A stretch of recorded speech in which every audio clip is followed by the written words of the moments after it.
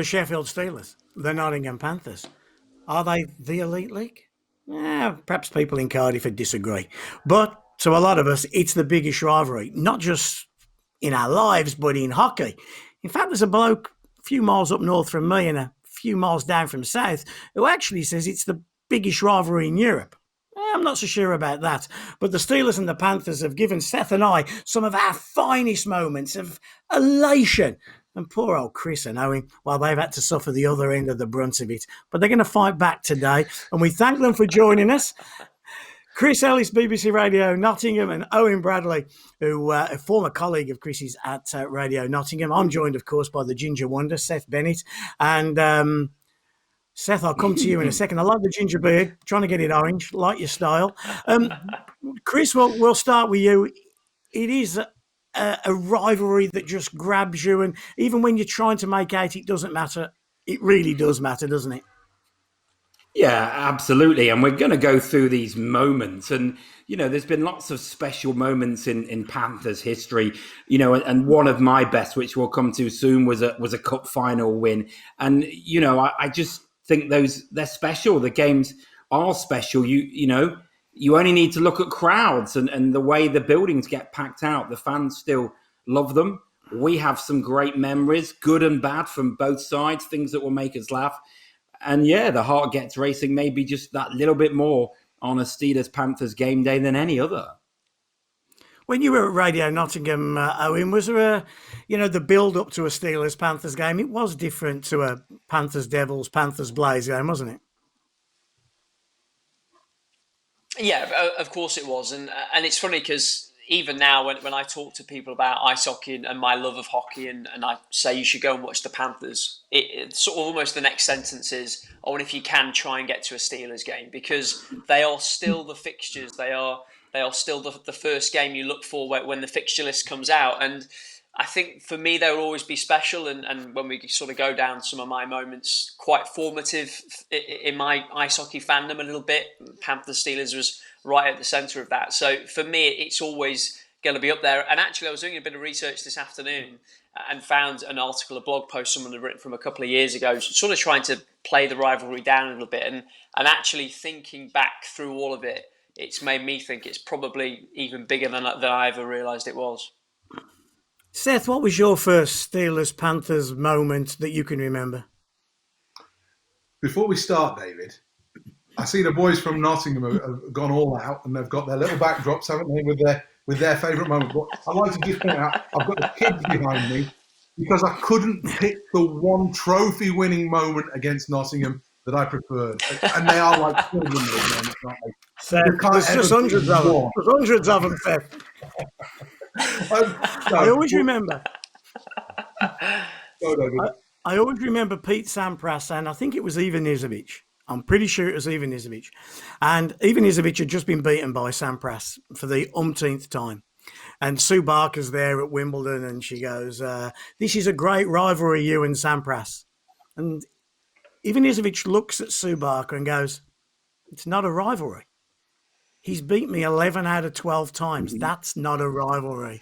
And I was going to use that line on Chris tonight. Is it really a rivalry, Chris? But Seth, what was your first Steelers-Panthers moment? And what makes it so special for you, beating those boys in orange and in yellow and black? Well, it's funny, you go back and you think season 1 with the Sheffield Steelers, it was those dastardly Medway Bears. Season 2, it was Paddy Scott. It was your mate, Rick Strachan, actually. And the Milton Keynes Kings. And then, all of a sudden, the Sheffield Steelers were top tier. And Nottingham were just down the road. And, we'd heard a bit about them. We knew a little bit about what had gone on with them. And the Steelers had gone and they'd taken Chris Kellen and they'd taken Selmar Oderlein. And Selmar Oderlein was a little bit like the crown jewels that if anybody could have got their hands on them, they would have really felt that, they'd made it. At that point, he was a player that everybody in the league loved. He had a massive reputation. He'd hardly been in the country for 2 minutes, and everybody loved him. And the Steelers in season 1 went and got Selmar Oderlein. And all of a sudden, that was like daggers drawn. Rivalry starts right here for the Sheffield Steelers when a couple of Panthers, I don't want to say legends, but certainly players that were loved by the fans at the time, all of a sudden were in Sheffield. Mark Wright also came. I don't think he quite fulfilled the same level. And it just built from there. But there is only one moment, David, where it really started for the Sheffield Steelers. And of course, that was that one wonderful night where the Steelers got their first ever league championship. And you were sitting there at ringside. I was sitting with 3,500 other people watching on a link at Ponds Forge. And it was one of the most incredible sporting experiences I've ever been a part of. And I've watched World Cup finals, I've watched gold medal games in the Olympics. But going back to that day, and there was Bob Ballard's commentary on the big screen at Ponds Forge, I had you in my ear on BBC Radio Sheffield, you and Paul Thompson, and the Steelers started to create their history, their DNA at the top level on that particular day, and absolutely crucial in how the club built. We'll get to that moment and that game. I'm sure that'll probably be the first one we discuss in a few minutes, boys. But also, the one name that Seth didn't mention there, who brought the likes of Odeline to the Steelers, was Alec Dampier, or Sir Alex Dampier, as we like to call him, in the higher regions of Sheffield. Chris, you go back to those heady days. What was it from the Nottingham perspective when Sheffield first came onto the scene? Was it the razzmatazz? Was it the dancing girls? Or was it just the fact that we won? Well, I mean, I'll say that maybe this big arena. I mean, people forget that this big arena team came onto the stage. Nottingham were just a rink team in those days, and obviously even in the early days of the of the arena in Nottingham, Neil Black was frugal with his money, and you could see that in the early stages. So it was very much in my early days of watching hockey in those days. But from memory, it was that this razzmatazz, this or singing or dancing team came on the horizon, a capacity to have 10,000 people. And that was it. That was what the Sheffield Steelers, I guess, brought to British ice hockey that other teams hadn't brought. Chris, take me back. How many did the old Lower Parliament Street hold? Do you remember? About 3,000? 2.5, maybe. And depends if you're forget. You forget. That was a great building, though. But you forget how big an impact the Steelers had. Steelers were third division, and they played in front of 12,000 people. Well, Nottingham had the biggest following in the top level at that time, maybe Nottingham or Cardiff. They had the biggest following at that time, and you're talking 2,500 people. And Owen, excuse my ignorance, but sorry, Owen, excuse my ignorance, but were you a Panthers man in the old building, or did you come into the new barn? I was fortunate to see one game in the old barn, which my uncle took me to. He was the only person in the family that was into his ice hockey, and he would regularly go to watch the Panthers and hang around outside and wait for a spare ticket a lot of the time because it was so difficult to get in. So I was fortunate enough to see one game in the old barn before they knocked it down. I think they beat Bracknell, and that was sort of one of the nights that I fell in love with it. But a lot of what you're talking about, gents, I have to say right now is a little bit before my time. I think I was probably 8 or 9 when Sheffield won that first title. We'll bring you into it in a shorter while then. Couple of quick stories. I mean, in Nottingham, I don't think they had season tickets, but you bought your ticket after the game, didn't you, for the next week? And people would be queuing. And away teams would get something ridiculous like 30, 40 tickets to come. And then you'd be in that bottom corner underneath the clock or a row just behind the bench. But then the great thing with Nottingham was you walked down the steps, didn't you, to the dressing room, where all the Neanderthals were waiting for the teams to walk through. And they were all smoking, and it was right next to the bar, and players would get a quick punch in, and the fans would give a quick punch in. And I can remember once making it back into the dressing room, and all hell was breaking loose. I could hear this banging on the door. And I'm pretty sure it was Tim Cranston. And on the way to the dressing room, somebody had given him a load of abuse. He'd reached out, dragged him into the dressing room and then locked the door. So this Nottingham fan was actually inside the dressing room. And he was going, go on then, tell us all now. And of course, this door was bending because there was a load of fans trying to get him out, and I think it was Rob Wilson who eventually just threw him out, and back in we came. But great memories inside that old barn. Shall we start off then with Chris with game one, and I think it is that game that Seth has already described. It was that game that's, I think, 25th of March 95. Is that right, Seth? 8-6, Ken Priestley's 5 goals, and it was the game that won us our first trophy. And of course, and I don't mean to rub this in, boys, I'm not just saying it for the sake of it, but okay, maybe I am. It was won in Nottingham, like so many, ironically, so many of the trophies we've won have been in Nottingham. But Seth, that night was the turning point, wasn't it? Absolutely. You've got to remember, the Steelers had never won a proper trophy to that point. They'd gone up as the second place team first year round, second place team second year, got absolutely mullered by Cardiff at Wembley. And then all of a sudden, was it 12-1, something like that? I mean, we do try and erase these things, but it was 12-1, and I think it took about 15 years before the Steelers lost in a playoff final after that. But it was one of those moments where the Steelers were either going to go this way or that way, and they went this way. And a lot of it went back to that December day when Ken Priestley skated onto the ice. Did he make his debut in Hull? I think he probably did. Yeah. And he looked like he was 10 times faster than anybody else that had ever skated in the league. He spent half of the first game just trying to stay on side. And then he became this cult player. And what you've got to remember was those players then were superstars in Sheffield, and they had to go and play in this horrible barn. And Sheffield were used to just going wherever and taking over. They'd take 2,000 fans to Durham. They'd take, 1,000 fans. You just saw, the crisp box were out, ready to take the used £5 and £10 notes from every owner going, because they knew the Sheffield Steelers fans would be queuing all the way around. And then all of a sudden, this momentum's built. And from the opening face-off, David, on that night, it looked like there was going to be a line brawl. You remember that? Yeah. Well, there's Millie Plummer, Cranny. I think they started, didn't they? Oh, they did. And Tommy Plummer and Tim Cranston. I remember this? With Ross Lambert, didn't he? Do I remember this right? Nottingham were points ahead at Christmas, weren't they? And Mike Blaisdell, who we'll come and talk about, who I think we'll university all drool over, but Mike made the decision to stop playing and just become a coach. And Mario Belanger came in, did he not? And Nottingham's results, Belanger had been unbelievable in Durham, but then the chemistry just wasn't there. And Nottingham fell off the cliff. Sheffield caught up. And then that night, what do you remember about that night, Chris?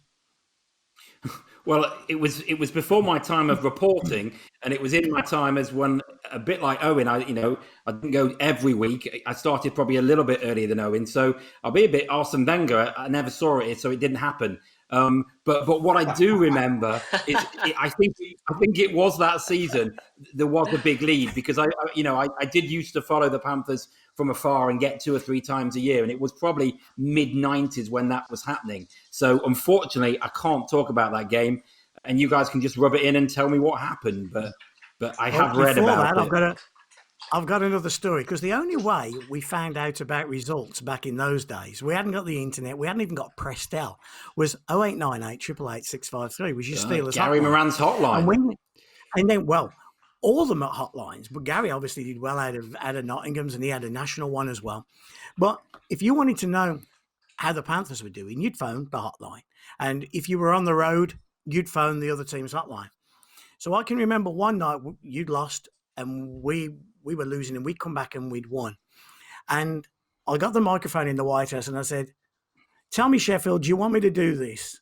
I'm just about to record the hotline. Shall we play with the Panthers fans?" And of course, 7, 8, 9,000 go, "Yeah." So I recorded the Steelers hotline. Disaster here at the Sheffield Arena. The Steelers have gone down to whoever it was, the Peterborough Pirates, 6-4. And that means the Nottingham Panthers have advanced. And we left it on for about an hour and a half. And the numbers were extraordinary. And then we came back on an hour and a half and said, well, perhaps we didn't. We won. But the kind of things we did back in those days. Yeah, before there was censorship from league media managers, it was a lot more fun back then. 2 commentary positions in the old barn in Nottingham. In later years, it was up a ladder. and then there was a Yeah. gantry that was built. A quick story from there. I remember going up there with Tommy Plummer when he'd done his shouldering once, and you had to take a bottle with you because you couldn't really come down in between periods. So if you needed a wee, you had to do it up on the gantry. And I was up there we'll talk about our Paul, I'm sure, a bit later, but I was up there with Paul Moran and Tommy Plummer. And Tommy's up there and he needs a wee, and he goes down on the ladder in between periods. And when they see it's the Duke, they're shaking the ladder. And Tommy's waving. And I remember Paul, because he was a stocky, big, even as a kid, he was a big kid. And Paul grabs the ladder at the top so Tommy can climb back up. And when we look down, there's an 80-year-old woman at the bottom of the ladder who's shaking it. She's trying to get Tommy off this ladder. But on the night of that 95 playoff win, I had Gary's seats. And I guess Gary and Audrey's seats, because it was where the ISDM point was to do the commentary from. In the middle of the crowd. Yes. Right in the middle of the crowd. Yeah, yeah. And I'm on the gantry side. I'm on like the step side, and Paul Thompson was next to me, and we're talking. And in all fairness, it was that loud in there. Really, the people around couldn't hear that much. But then as the noise fell, as Sheffield started to take control and Kenny had his night, I became louder. They started hearing, and the abuse then that we were getting right there. And we actually got a fully fledged spat on bloke walking up the steps. And as you're commentating, it was vile in there. I mean, that was just the whole building. What made it so good was how bad it was, and what made it so bad was how good it was. It was just an electric atmosphere that, unfortunately, a different type of atmosphere that the modern buildings just don't get, do they? There's only 5 left, really, isn't there? Like to talk Probably what you just so, described. Yeah. Coventry, Yeah. When Coventry was really going, they could make that place kind of nasty. Yeah. But I'd been in Solihull, so we'd never won anything. I never knew what it was like to win. And there I was involved in a team. I'm on the ice. I'm interviewing Alec Dampier and stuff like that. And terrific days. And Priestley was a major cog in the world. Priestley was our 80, wasn't he, Seth? Except he won. Yeah, absolutely. Yeah, absolutely. You had 2 players there that were very similar, 2 great goal scorers, 2 players that led their franchises in a very quiet and understated manner. And I thought what was so special about that night is the Steelers did what the Steelers do, which is give you a feeling that there is no chance this is going to happen. And then all of a sudden, come roaring back, because they were down in that game, weren't they, Simsy? Yeah. Oh, twice. Was it 4-1, something like that? Was it McCrone, the Nottingham Panthers goalie that night? Or was it? Wasn't Butler, was it? Was it McCrone or Was either Butler or McCrone, one or the other? Yeah, one of the two. Yeah. But who cares? Who knows? Paul Adey, I know you've got Paul Adey pajamas, Chris, but I'm surprised you're not wearing them tonight. He's a massive figure for Nottingham in those early years, and he really had to take the charge. I wouldn't say on his own, but he really had to take the charge to Sheffield. He had to carry the weight, didn't he? Oh, absolutely. I mean, in Paul Adey, his record speaks for itself, and obviously, he went to Sheffield for 1 year. We'll let him have that. Won a trophy or 2, perhaps. But yeah, his record in Nottingham.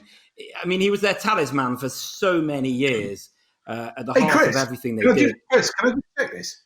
Did Paul Adey win more trophies in Sheffield in 1 year than he did in his whole time in Nottingham? Is that right?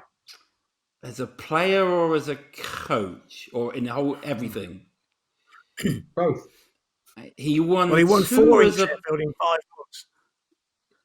Did he win 2 as a player and 1 as a coach? So yeah, I know where you were taking me with that one. Well Chris, done. when you say his record speaks for itself, yeah, he won his 1 league title in Sheffield and he won a Grand Slam in Sheffield. You're right. His record speaks for itself. He's got 1 ring and he's got Steelers on it. Yeah, but really you've got to go back to the spending power. You were a massive arena team in those days. Later on, 15 minutes in and they've mentioned money for the first time. This is why Mick Holland isn't on, because that's all he would have been talking about. Chris, give us one of your finest Panthers moments then. Seth has led us off with that fine example of our first trophy. You shoot with, I bet we hear the words Al Roos and Kim in some order in a second. Well, let's go there first because you've set me up. There's one before that, but we'll maybe come back to that. Go with that. Let's go chronologically, Chris. Let's go chronologically. Okay. I see if any of you guys remember this one. Simsy, you'll have been backstage. Seth, you might well have been. 2002-03, Panthers had Dodie Wood, Jason Clark, Scott Allison, of course, Brian Thompson, Christian Taubert, Eric Sharon. Big, tough team. Paul Adey's first team, I think, in the Super League era. He'd taken over from Alec. He was co-coach with Alex Dampier, and then he took over in the playoffs. I think Neil Black let Alex go in the playoffs the year before. Adey took over to the end of the season, got the job the next year. Anyway, somebody shut the bench door. You know how the two teams come off after warm-up down the same tunnel? And somebody, Dodie Wood or Jason Clark, shut the door on someone's hand. A Steelers goalie. I don't know who it was. But there was a mini brawl in.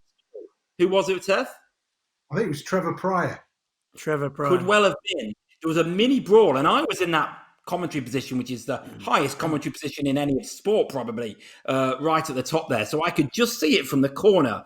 And there was a bit of a brawl. The refs had to come out of the refs' room. I think it was the same game where Paul Adey got ejected by Simon Kirkham, actually.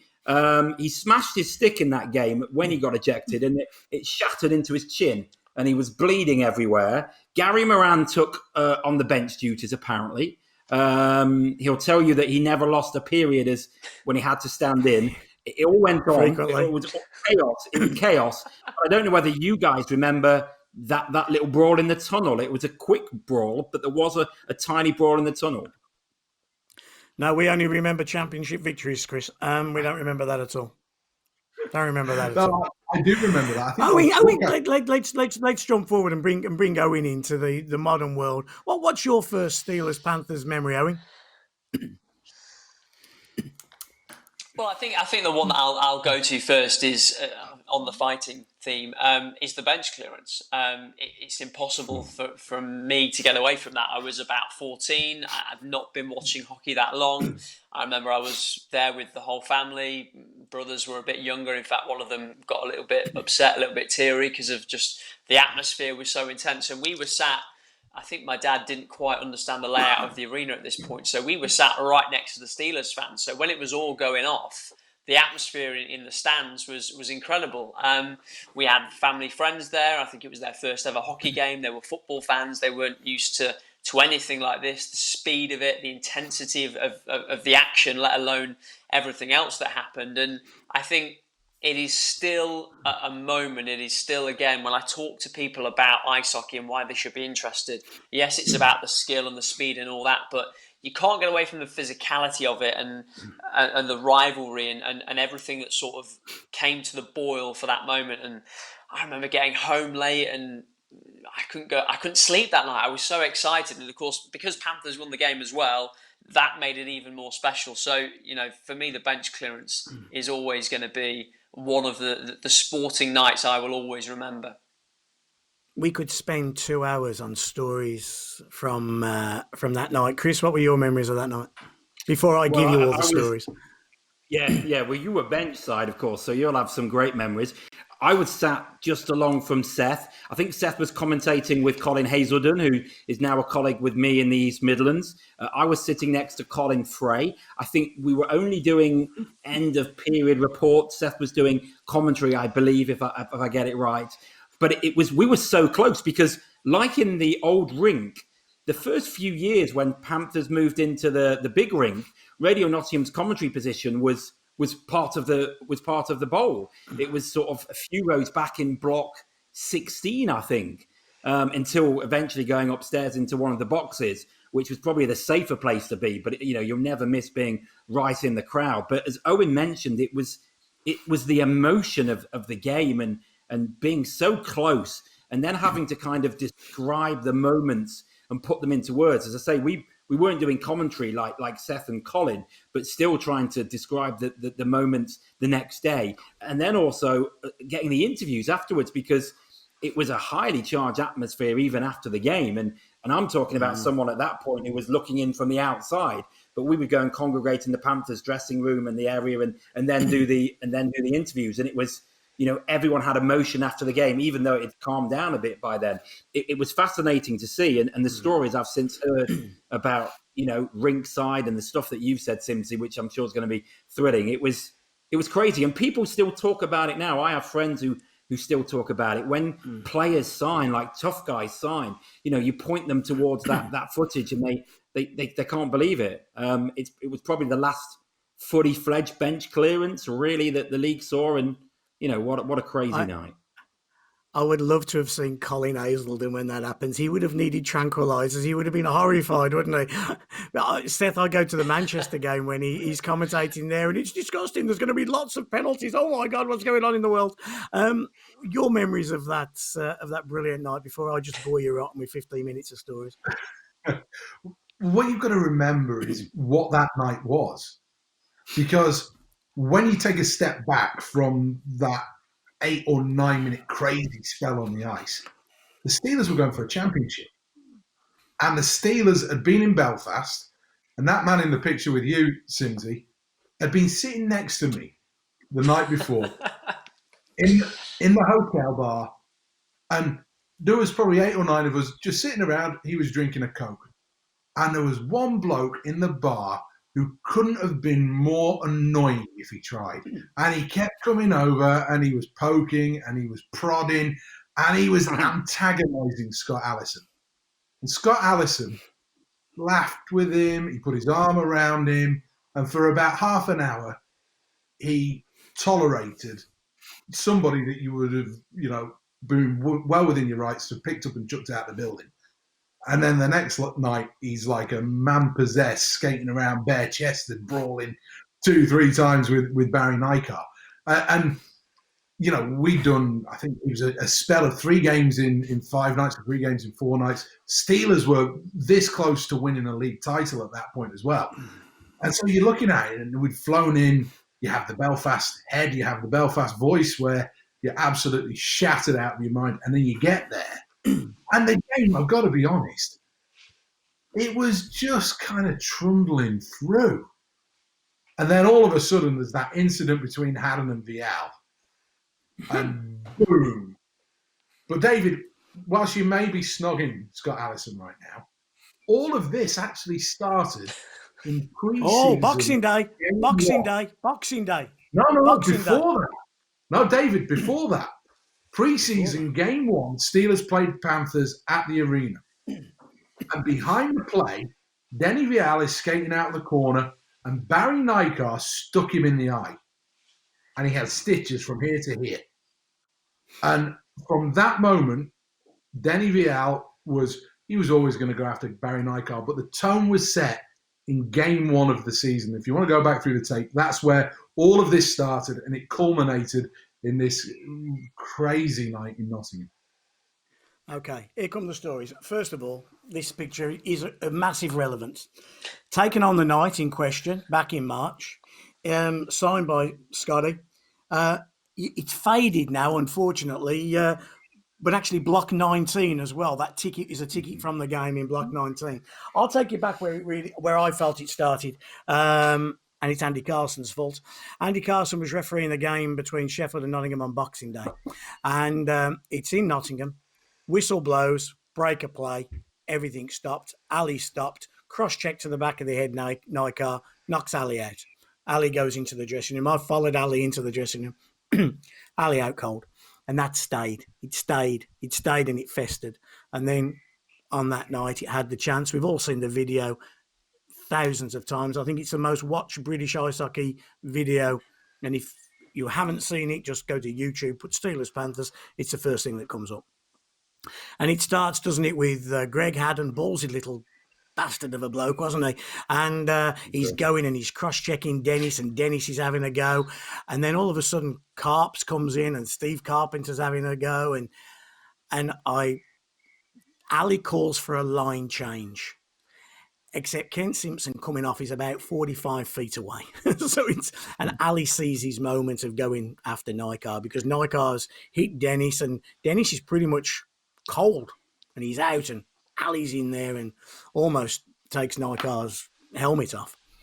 And Nykar is up, and Nykar is really hurting Vial. And I remember being stood on the bench, and I'm stood pretty much just behind Scotty Metcalf. And Mike Blaisdell is to my right-hand side. And David Longstaff's the first one, and he looks up at Blazer and he goes, Dennis is getting hurt, Blazer. And Blazer's like, calm it down. It's okay.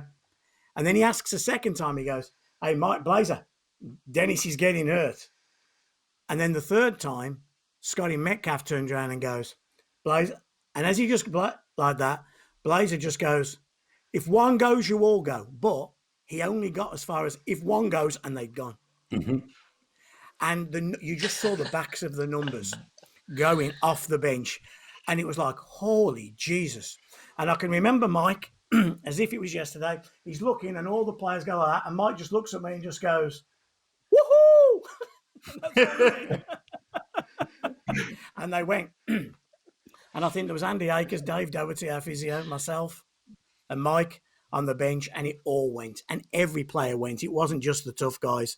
We had the likes of a Kent Simpson and a Kyle Short and guys like that went.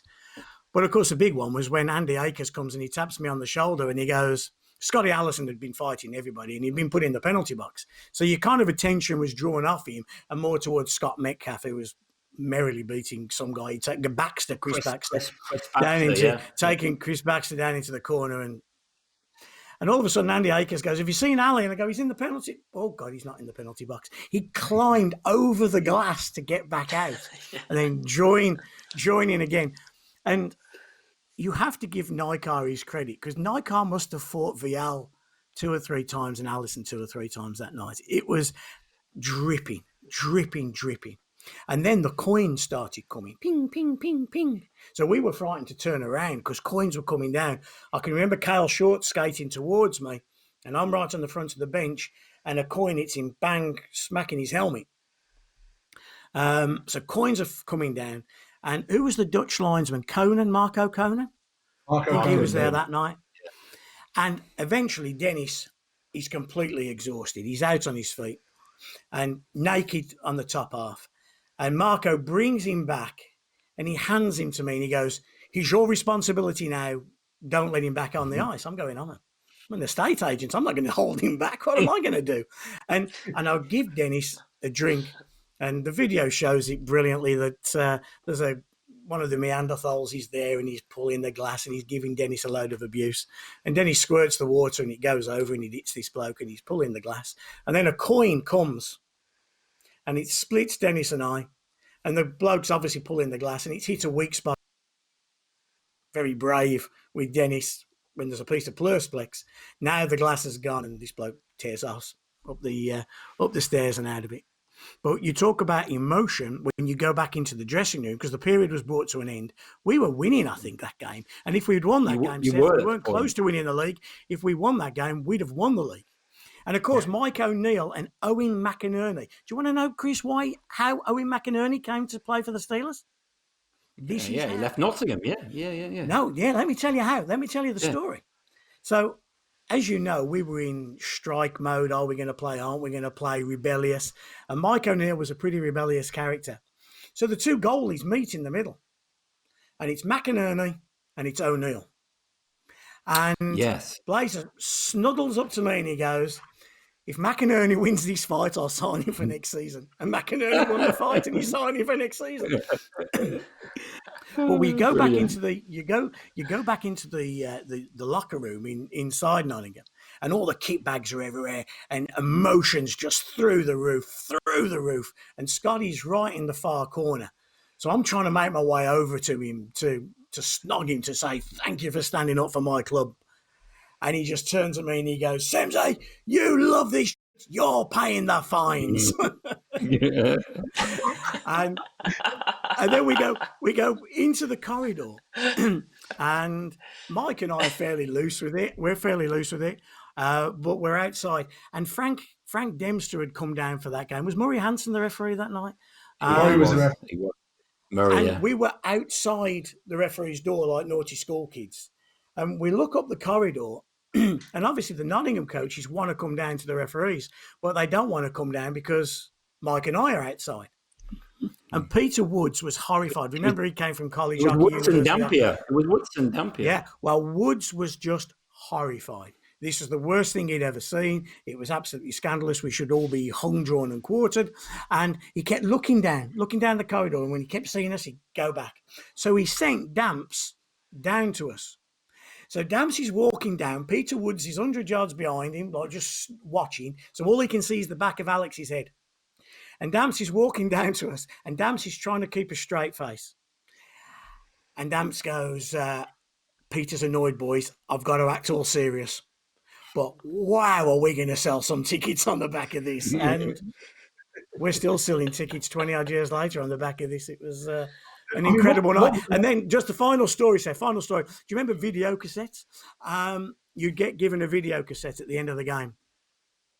And we got back onto the bus and we were all on the bus and we were trying to fast forward to see whether the Nottingham camera had got Scotty Allison climbing out of the penalty box. And we were going, Scotty, you're safe. They won't have noticed. Nobody will have noticed, Scotty. You'll be fine.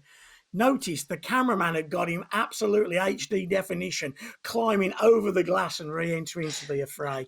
And that's why I don't think Ali played again for the rest of the league season. Good stories. Sorry to bore you with it. Not the cross-check then. That wasn't the reason.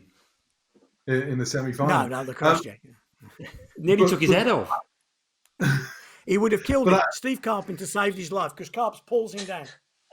Yeah. Carps pulls him down. If Carps doesn't pull him down, bang. Yeah. Sorry, Scott. I remember you'll be watching this. On that night, we were commentating on the game. And when you're on air, you will have all been in this situation where this went on for 8 minutes. And after 3 minutes, I'm thinking, I've never seen a bench clearance before, but I've got no idea how this is going to stop. And you're thinking, you're in the moment and you don't know what to do. You don't know what to say. You don't know what to focus on. You know you're on the radio, so you've got to say something. And, you know, with hindsight, I actually listened back to it about 3 or 4 weeks ago. And I would commentate on it very differently now to then. But I was 2 years into commentating. I was a rookie reporter, really, at that stage. And you looked at what was going on and I'm thinking, what do we carry on? What do we throw to the live football that's going on at Chesterfield right now? And nobody in the studio is saying anything. There isn't, you know, they might have been going to get a cup of tea or a cup of coffee or whatever. So you're just carrying on. And now all the players have gone off the ice, and what are you going to do? And you keep kind of recapping. And an old colleague of mine, Luke Wildman, and this is before WhatsApp groups and text messages or any of that kind of stuff. And I remember he just relayed a message through the studio, and he got a live game going. He said, "You boys hold it. This is absolutely unbelievable." And you're trying to, you know, when you see something, but you're like, did I just see that? And you can't assemble your words quite fast enough. You can't get the clarity of thought of what's just happened. Your adrenaline's surging because you're, as Chris mentioned, you're 3 rows away from what just happened, and you're in the middle of all of the Nottingham fans who are going absolutely mental. So it was an incredible experience to be a part of, and that whole thing. I mean, wow. The other crazy thing is 10 days later, I'm sure it would have been Gary for Nottingham, it would have been me for Sheffield. We had to go and try and defend our actions at a league disciplinary. And we were both putting up defences for what had just gone on. And instead of saying, you know, throw away the keys. But a quick story, a few weeks later, we had to go back into Nottingham. I'm assuming it must have been a playoff game. And Alec, in the rink in Nottingham, at the arena at the time, there's nowhere for coaches. Now it's much better because Nottingham give you 2 dressing rooms and it's very nice, just like we do for them. But back in the day, there was nowhere for coaches to go. And Blazer was a very nervy kind of character. And he was walking and walking. So what Mike and I used to do, we used to go out through the fire exit. up the road, and there was a little Gothic bar. So all the fans would be drinking in bars, but they wouldn't go into the Gothic bar. So Mike and I would always pop into the Gothic bar, and Mike would have a little whiskey. And then we'd come back. Yeah, in his black leather jacket. And then we'd come back and we'd either ring Andy Akers and he'd kick the fire door open, or we'd give it a bang and the fire door would open. So I'm ringing Andy Akers and door's not opening. We're outside the fire door. We're giving it the bang. Nobody's hearing it and he's not opening. And of course, all the Neanderthals are walking past again now, and they're getting a bit vocal because it's the first time they've seen Mike and us since the big night. So we decide to go in through the main entrance. And of course, everybody notices us. And we walk past this one security guy, and he's just being the part. And have you got a ticket? And Mike carries on walking, and he comes to a door, and he goes to go through this door, and this security guard, like his life depends on it, throws himself in front of Blazer, and he's got a walkie-talkie, and he goes, security, need assistance. And Blazer just grabs the walkie-talkie, and excuse my language, but he goes, security, he'll need a f***ing hearse. And we walk through the gates, and hey ho, we get in. And I think you lost 5-0 that night. Who cares, Chris? We won a championship. It was the game it was the game, I think, where as you said, the players, can you remember the night? The players were on the bus and nearly didn't come. Can you remember that? I can remember many of those, Chris. Yeah, I can remember many of those. There was the players, we'd got wind of it in Nottingham, maybe through our colleagues in Sheffield at the time, I guess. And the game was in. The fans didn't know. The fans didn't know. Yeah, the fans didn't know, but they were seriously in doubt. Yeah, I can remember being sat in that dressing room with a couple of players who, I think Paul Adey would have been one, because Paul wouldn't have travelled on the bus; he would have just driven, and being sat in that room. They called almost him. Up until face-up time. They called Paul on the phone, I think. Yeah. Yeah, when there was a vote to strike, they'd always call Paul. Don't worry about it, Chris. But again, Simsy, it's important to kind of put the bigger picture here. I mean, the reason you were getting coins thrown at you was because the Steelers were on the verge of bankruptcy. The club had financially never been in a bigger mess, and the players had threatened to go on strike on numerous occasions and had to wait. And I remember that night, they were waiting, and money arrived in, my assumption was brown paper bags. I don't know whether that was true or not. And it was delivered to the bus by the COO of the time. And I remember I was sitting Martin in the car park. Jenkinson did it. Yeah. That's right. Jenkinson Smith. They had just taken over from Darren, and they were trying to save it at the time. And yeah, they got the money in. And I remember the bus was waiting to go. And we were sitting there, and you're doing your live reports from the big radio car, and is there going to be a game tonight? And then eventually I get a message off the bus that there is going to be a game tonight, and I'm live commentating on the bus leaving the car park, and the boys had got the radio on the bus, so they were trying to get information through the radio, and it was just such an incredible time, because it was. I mean, hockey's always been all-consuming, I think, for all four of us.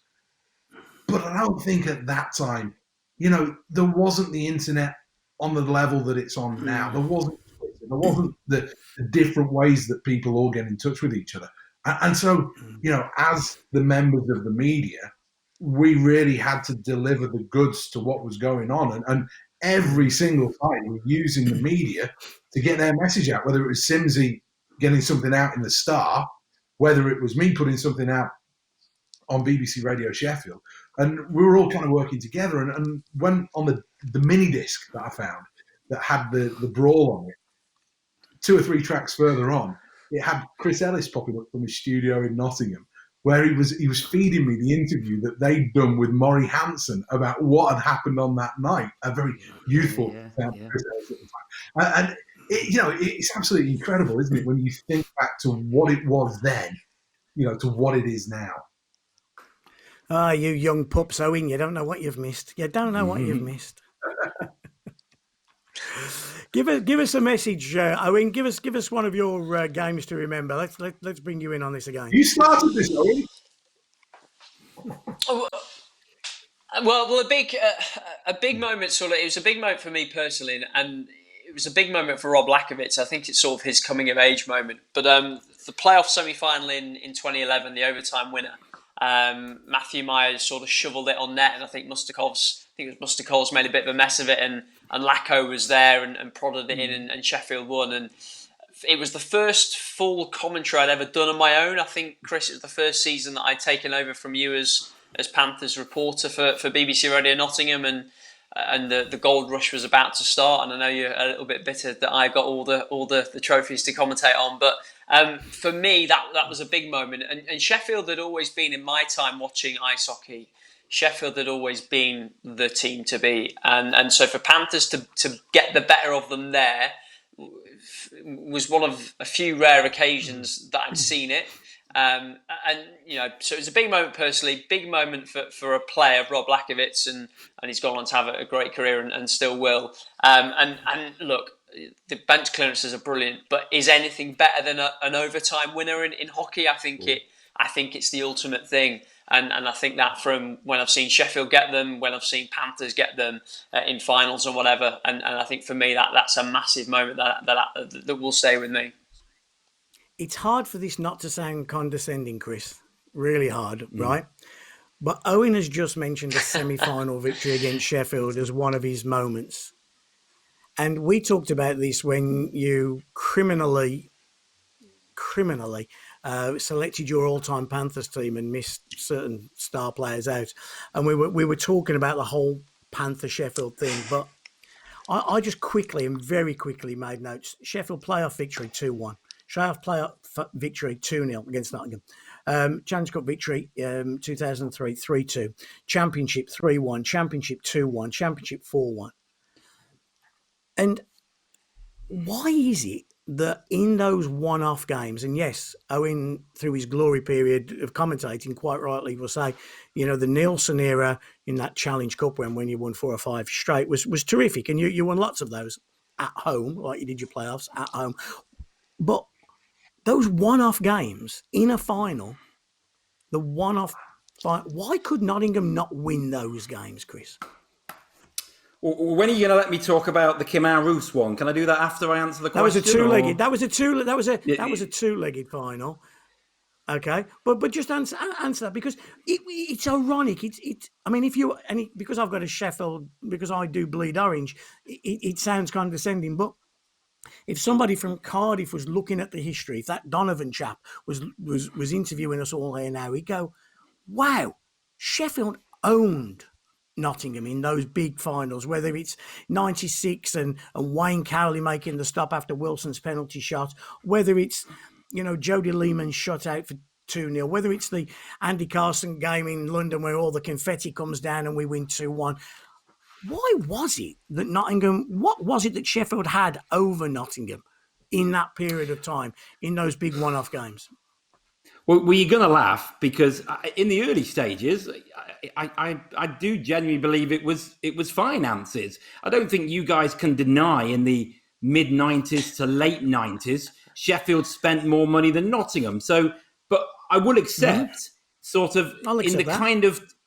the 2000s era, sort of, I don't know, 2000 and, let's take we'll come back to the Challenge Cup win where Nottingham won. But there was an era where Sheffield were good, probably maybe sort of 2005 to 2010. Then Corey, you can't disagree that Nielsen dominated things for the Panthers and some big wins again, over 2 legs as well. One-off games in that sort of era, maybe was the mentality of Sheffield geared up a different way to Nottingham. I don't know. It's a question that maybe you'd need to speak to the people involved in those big games. But there was a period when I first started. The Matsos era, Seth. Sheffield weren't the big money club in the Matsos era, and yet they won those big games, didn't they? I think it's to do with the DNA of the two clubs. And it's really interesting, David, when we looked at our defensive lines for the Sheffield Steelers, it was really easy to choose them. Really easy. Knowing that you had 8, 10, 12 players that actually you could have easily slipped into your top 6 and it would have worked. For Nottingham, I think when you looked at their defensive best players in the Elite League era particularly, there just isn't enough quality there. And you looked at the offensive side for Nottingham, and there was player after player after player. And the old saying is, offense wins you a game, defense wins you a championship. And I think that's been the difference between the two clubs. And when Nottingham got it right, and they had a good goalie with good D in front of them, they went on and they had a little bit of star power on that league title winning side. But they got it right. But too often, I think that Nottingham have got the mix wrong of players, and they have been a little bit too offensive. Owen, that was a great, Kowalski takes a lot of the credits for that championship that Nottingham did win, and then so does David Ling. But also, I think people forget just how good Fox was that year. He was an exceptional player for Nottingham, wasn't he? Yeah, and a couple more of my moments come from that sort of era. Jordan Fox's wonder goal in the February and the Challenge Cup win that season as well, which was the first time that for me, Sheffield didn't feel like they were going to be invincible, and that was one of the reasons I hated facing the Steelers. As I always thought this team's going to find a way, and I used to have nightmares about the Steelers' power play in my early years watching it, and still when I think about effective power plays, I think of Steelers' power plays. But that team, when Panthers got it right, they under Corey Nielsen, they got it right. I think Seth's absolutely spot on. And I watched your guys putting together your Ultimate Steelers team, and it was fascinating because, I sort of struggled to put a blue line together for Nottingham. And I think that sums up a lot of the issues that they had winning trophies for a long time. But winning is a habit, and Nottingham were able to eventually get into a bit of a winning habit under Corey Nielsen. And actually, when you go through the big games, the finals, the teams that Panthers beat in the finals to win trophies, it wasn't Sheffield. It was often Cardiff. Belfast pop up a couple of times. For whatever reason, I just think the stars aligned in a certain way that meant Sheffield kept winning titles at Nottingham's expense on Nottingham ice. And that's why the rivalry is shaped the way it is, but I think Seth was spot on with what he says. You've got to build a championship-winning team from the blue line, and Nottingham haven't done it enough. Just some interesting facts in Nottingham.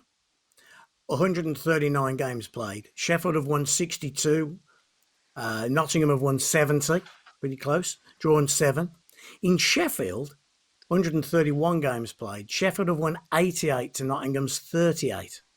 So there's been a bit of a difference there. But Chris is now going to ball the pants off us, telling us about one of those 38 games and a deflected shot that won him a trophy. Go on then, Chris. Take it away, your big moment. Well, I've got 3 I want to talk about. But let's start. Kim Arus, go on. We'll go with the one behind me, Kim Arus.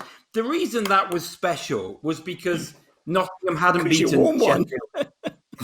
Yeah, I mean, look, as we said, in those late 90s days, Sheffield were the big spending team. So Nottingham here had done something. It was, had done something that no other team had done. The first leg was perfectly poised. David Clark scored for the Panthers 1-1. Second leg, Nottingham went 2-0 up. I think Salonen, maybe Craighead, can't quite remember. And then it got to 2-2. And the thing was, that overtime period, to me, obviously, it was very special to commentate on a league on a cup-winning trophy for the Panthers. But it meant so much. It was 6 years since Nottingham had won a trophy. Nottingham had never beaten Steelers in a major final. So all credit to Paul Adey to pull that one off. The overtime period was as special. I don't think Sheffield touched the puck in that overtime period. It was a lesson on how to do overtime. And Nottingham, who probably spent less money that year than Sheffield, I'll say that again. Sheffield came out on top in the playoff final 2-1. Sheffield won the league, but nothing can take Nottingham away from that. Blazer tried to blame Diana Ross because there'd been a Diana Ross concert the night before. That's right, said the ice was gushy.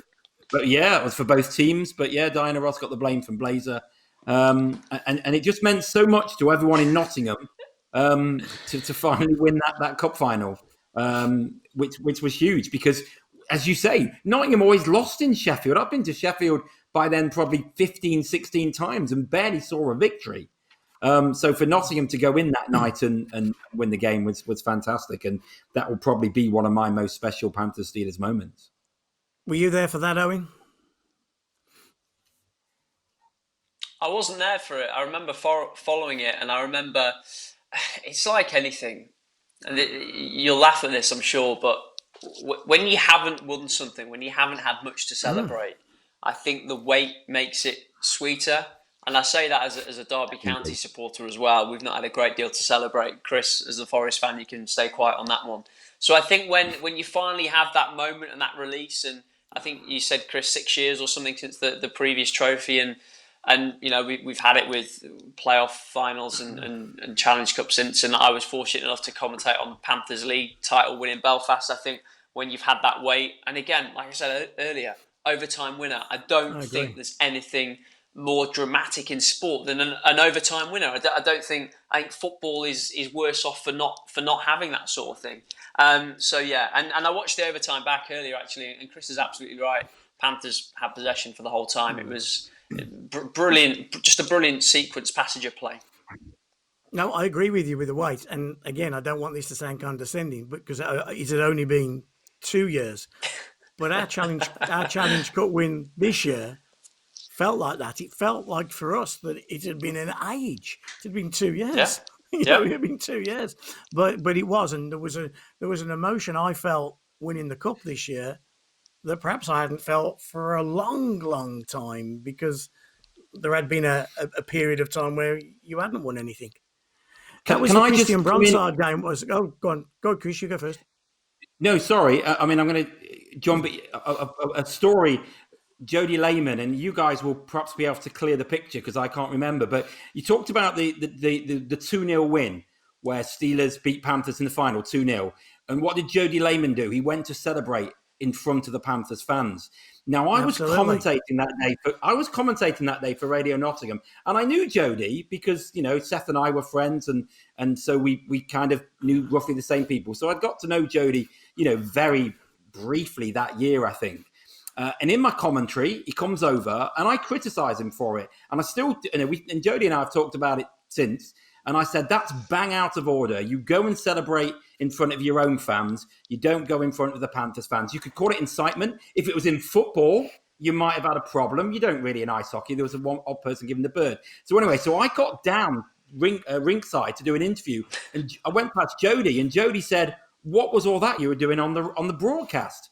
And I'm like, what are you talking about? You know, how on earth do you know? And I think maybe his mum or his wife or somebody had heard it. And I remember saying to him, I said, you know, you go and celebrate in front of your own fans. And we laughed about it a few years later because I did a big thing for the Elite League when the playoffs celebrated 10 years. And I actually got him up to do an interview for the Elite League and we joked about it. But there is a reason. Is it to do with celebrations in the previous games by Panthers against Coventry? Is that right? I've no idea. I think there was a big thing with Jody against Nottingham because of the rivalry Coventry had with Nottingham as well. But isn't it funny how we see things differently? I think Jody is loved in Sheffield for many reasons, and no bigger reason than that. Because do it in front of he do it in front of those Nottingham fans. Do it in front of those fans, and because that's what we as fans would want to do. We'd want to give it to all those Panthers fans, and he did what we wanted him to do. Go and then that old bloke there's giving it the bird with his wife next to him. And that Jody's loved for many reasons. But that reason is one that is one of the great Steelers moments, I think, Jody doing that. And I was doing Sky Sports for that. And I can remember just trying to hold it in, and thinking, that a boy, Jody, that a boy. He points to his teammates that he's going to do it. You see I was watching that clip that you commentate, and you can see him pointing just as the clock's ticking down. He tells everybody what he's going to do, and you pick up on it quite early. And Strax, I think Strax is my co-commentator that night, and he's saying, well, he should go back and celebrate with his own fans. And I'm thinking, shut up, Strax, let him do that. Good moment, Seth. Your memories of the Jody Lehman 2-0? I mean, he had two playoff finals back-to-back shutouts, didn't they? Coventry, Nottingham. Yeah, I mean, he was lights out good. He was a phenomenal goalie for the Sheffield Steelers during his time, and I think that I don't believe there was a lot of doubt that the Steelers were going to win that game. Either game, actually. It just felt like the Steelers were in a position there where they had that group of players that knew how to win. And they could win 2-0, they could win 5-0. But when the game was on the line, you looked across and you saw Steve Munn. And Steve Munn and Jody Lehman, those kind of characters are the ones that will take you to league titles. And they just have it in, you speak to those guys now, and 4 or 5 times a year I'll get a message from Steve Munn. And frequently it's around important games for the Sheffield Steelers, where he'll just be asking about, hey, what's going on with this and what about that? Frequently is right before the Boxing Day game, when they know that that's an appointment for them. That was in their diary, ringed, circled at the start of the year. Playoff final day was exactly the same. But each of those Nottingham fixtures, and they were the kind of guys that would explain it to the rest of the room. And the Brits that Sheffield had, would do a very, very similar thing over the years. Can I take you to a different Challenge Cup final, though, Simsy? Go for it. Chris had a Challenge Cup final win, and he was all excited about that. Can we talk about probably the least popular Sheffield Steelers trophy, apart from the Knockout Cup? 2020. No, that was quite popular. I mean, that's Dan Green won us that. Yeah, outstanding. That was a great day of broadcasting, Seth. What a day that was. Great day. We broadcast for 8 hours that day, didn't we? Yeah, it was beautiful. Simsy, Jeff Foster. Yeah. That was the day that Gary Moran came on and compared Corey Nielsen to Sir Alex Ferguson without breaking even the tiniest hint of a smile. 100%. Peas in a pod. Corey now. Yeah. Yes. One championship. Anyway, and look at it. One championship. Let me take you back to 2000. Because 2000 was my first trophy commentating on the Sheffield Steelers. And it was a Nottingham Steelers final in the Challenge Cup at the Sheffield Arena. And it's when the Steelers were untouchable in the Challenge Cup. It was way before the Nottingham era. And it was a day where John Wynn scored 2 goals, I think, in the final. That was my first trophy as team manager, the Don McKee one. Yeah. Yeah, that was my first trophy. That was 99, that was, Seth. Was it 99? Yeah, because in 2000, that was it, because Blazer was in 2000. And the one I've got written down here, 2000 was the 2-1 victory over the Panthers. I know, so many finals against them, so many wins, you get the dates mixed up. But that was the confetti one in 2000 in London. Yeah, you're absolutely right. The 5, was it 5-0? Yeah, 4-0, 5-0. I think it was 4 or 5. Who's counting when you win, eh? Sorry, Chris. But for me as a young reporter, that was that moment where, for the first time, I got to go down on the ice and conduct all of those interviews. And it's an incredibly privileged thing to do, isn't it? David, you've done it. Chris, you've done it. Owen, you've done it. Brilliant. To be part of those celebrations. And the only fear is that somebody say something absolutely ridiculous. And normally that was me. Well, yeah, usually we weren't working together at that point. We probably weren't even talking to each other at that point. But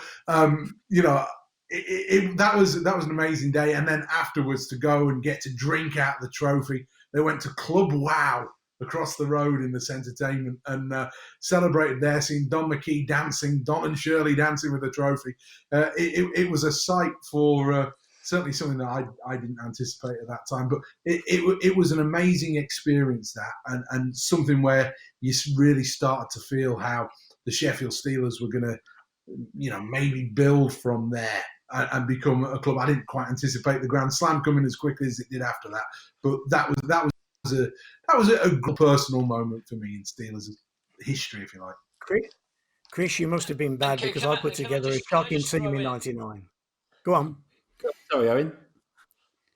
Can I just throw in what you say, Seth, about it being so special is absolutely spot on, and it doesn't just have to be for your team, because what was it, 2017 when You did Steelers the beat Levi Cardiff in Nelson one. overtime in the playoff final, and I was down between the benches. I think, Seth, you were on commentary, and I was doing sort of the ringside reporter stuff, and that overtime was incredible. I think, Dave, you were giving me little bits about the state the players were in and all the rest of it, and to be on the ice for, I never thought I would enjoy a Sheffield win, but to be on the ice for it and to be in amongst the celebrations with guys I didn't know, had no relationship with no connection with, I still really enjoyed that, just because being around that energy and that excitement is incredible. I just wanted to throw that in. I'm not saying that a Yeah. Sheffield win is one of And my favourite moments in ice hockey, but I just wanted to acknowledge that it happens in every direction.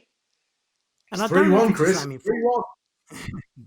I don't know if it's the same in football. I don't know if you can get as close to the players. But the other thing is that we are, for very privileged people, that we are so close to the inner sanctum of our clubs. So therefore, when Sheffield win, or in your case, Owen, when Nottingham won, not so much for Chris because it's very rare. But we knew them; they were our friends. I mean, when Chris interviewed Corey, I know you and Corey are tight, and that was good. You were chuffed for your mate. I was chuffed for my mates, and Seth was chuffed for Kent Simpson all the time. But it was, but I think that makes it special as well. When you almost feel like you're joining them and you're a part of it down there on the ice, and it's very privileged. Yeah, The four of us are extremely lucky people in that sense. Seth, tell me the year that poor old Scotty Allison, he defected, and he was on the ice when Warren Norris gave Chris Nitzke that goal. That was a pretty special moment for the pair of us, wasn't it? Oh, absolutely. We'd kissed, we'd made up, and we were now bosom buddies in our many trips to the various different rinks for BBC Radio Sheffield. It was the final year before the Elite League, wasn't it? Where we had this problem. We could have included Warren Norris in our team, but the Elite League era came the year after. So was it 2003? Yeah, I think. that, yeah. Yes, because we were waiting for with the wall, yeah. And I mean, that was just an amazing period of play. The Sheffield Steelers were in a position where, with 2 minutes to go in the game, the Steelers were on the verge of losing it all. Nottingham were ready to take that title, and the Steelers just needed to avoid defeat, didn't they, David, in the game? And goodness me, all of a sudden, in the blink of an eye, there was that moment in the corner, and Warren Norris took that pass from his old line mate, and he fed it out. And Chris Siski, who, I'll try and say this nicely, he had thighs of steel and hands of cement. He was not a guy that was blessed with the great offensive skills of many of the players we've enjoyed watching.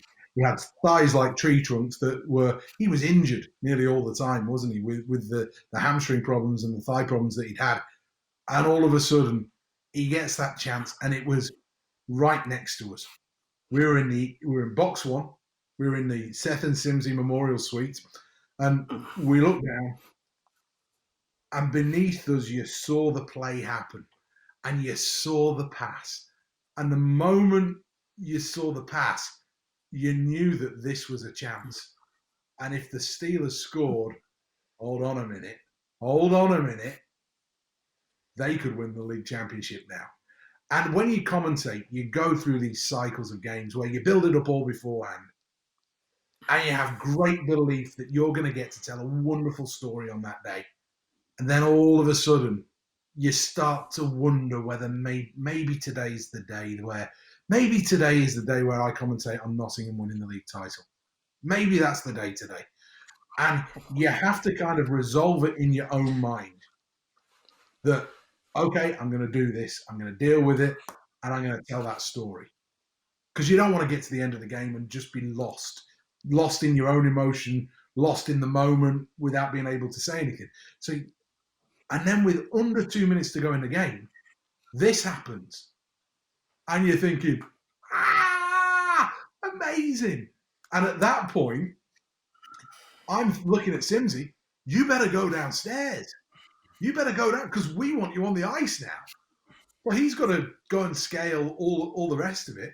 And then the Steelers score another goal, which was off my mate Kent Simpson, funnily enough, who banked it off the boards and he went all the way down the ice and rolled into the net. And, you know, if it's not bad enough losing the league title on your own ice in the final 2 minutes of the game to your arch rival, they then score from a face-off on the opposite blue line.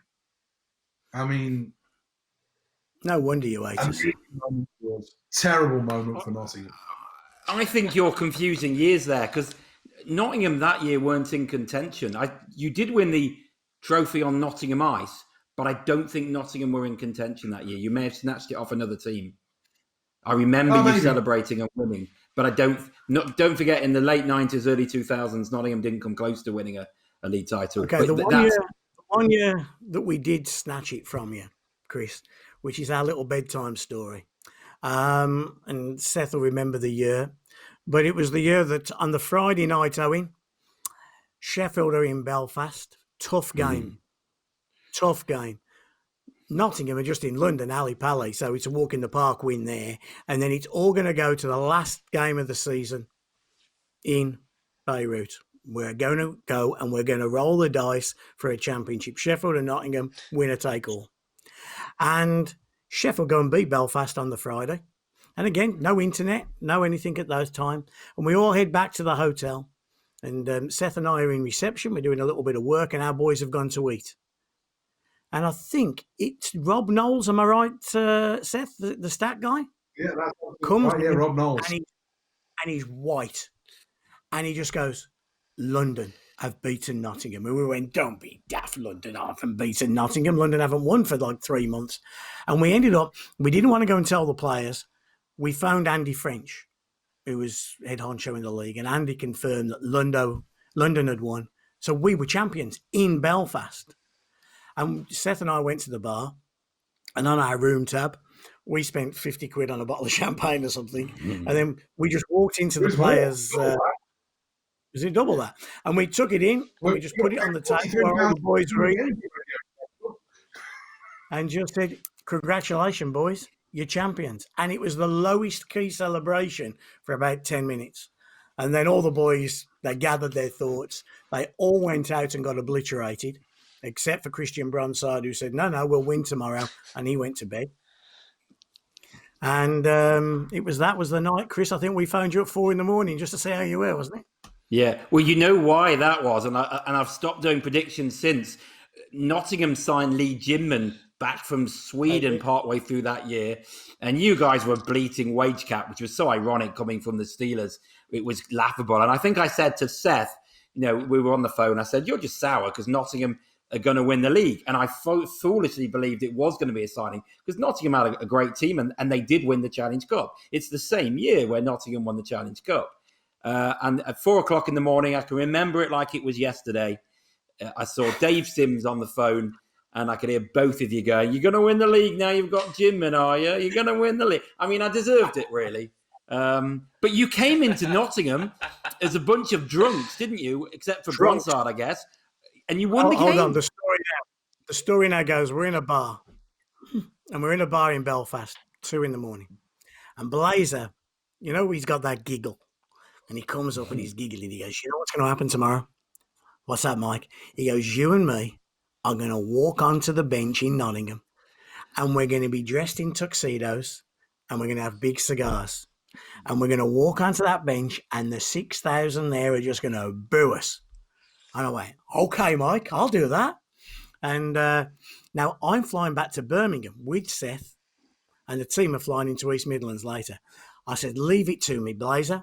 I'll have this sussed. Paul Thompson will pick us up. We'll go into Solihull and we'll pick up some suits. Got it covered. So we fly in. Tomo picks us up. Seth, Tomo, myself. We drive to Solihull. We get in there. And I'm phoning Blazer up in the morning saying, what size suit are you? Blazer, of course, has sobered up and realised what a stupid idea this is. And he's talked himself out of it. But I'm in the suit shop. And in the corner of the suit, Seth, do you remember, was this pimp suit? Yeah. White hat, gold tie, Yeah. white suit, white shoes, white pimp stick, the lot. I'm having that. So we hire the suit. You go and get your wedding suit. And I am now Yeah. that nervous. Like 2:00. I don't want to be seen in this thing. Reality struck. We go to McDonald's driving, junction 10 of the M42, junction 11, M42. Before you tell this, David, I've got to wind us back because Paul Thompson was with us in the shop. And there's a moment in this shop, there's these three middle-aged men who are looking at this white suit. And the question is, do you think the pimp stick is too much? No, you can't have the outfit without the pimp stick. We went to McDonald's drive-through, and I remember the girl looking out of the window at us like, what they dressed as. We get there, and honestly, we must have been in Nottingham at 3:00 because I just didn't want to be seen. But I was just waiting for the boys to come in because I knew it'd get a good reaction off the boys. I remember Gary walking past, and of course, Gary was not impressed one little bit. And I can remember him just utter disgust and walking away. And which exactly what I would have done if it had been role reversal. But I remember Paran and them boys walking in and just getting the giggles. And I remember walking onto the bench and literally 6,000 people just booing the pants off me. It was brilliant. Brilliant. Loved it. Then we went into the radio booth and they all watched us from up there, didn't we? Yeah. Great. I know people chanting and the game itself was, I mean, it was remarkable. Do you remember Eric Anderson's goal? Firstly, Seth, there wasn't one player on that team, with the exception of Christian Bronsard, that when the puck was dropped would have passed a breathalyzer test. Not one player on that team. They were as drunk as skunks, and still beat them. And the one goal, I can't remember whether it was a shot from a long way away or whether the goalie fell over, but it's just one of those series of errors. And then all of a sudden the players sniffed that they had maybe a chance. And like I remember we were broadcasting up in our suite in Nottingham, in our championship suite in Nottingham actually, and looking around, and there just seemed to be more players coming into our suite than there were on the bench. Rhett Gordon, I think, was in there, wasn't he? And there was Mike Perron was in there because he was absolutely, his body had already fallen apart at that point. And there were probably 4 or 5 players that were up with us. And then there was everything else that was going on down there. And you're trying to commentate on the game. And it was so hard, wasn't it? It was so hard because it was really hard not just to laugh at the ludicrousy of the situation where a group of players that you know should not be winning the game. And I looked to my right, and every single time I looked to my right, there's this white-suited Easter bunny-looking bloke next to me. I've got pictures still somewhere. I'm going to find them for this. I'm going to find them. Hey, just quickly, Owen, Chris put a tweet out today, or I think it was today, about, or was it when you were doing your team, which Panthers players would you like in the Steelers? I replied, none of them. If you look back at Sheffield and you had to pick, say, 1 or 2 Sheffield players over the years during your time that you would love to have seen in Nottingham, who would you have chosen? It's interesting because watched your ultimate Steelers discussion and actually it was the British names more than anything that stood out to me. Jonathan Phillips, who I know he signed for another year. Incredible servant, incredible leader. I think he sets the tone for the club and the ethos for the dressing room. And I think a guy like that is just outstanding. Ashley Tate, of course, he was a Panther. He was one of the players that I watched playing for the Panthers when I first started watching.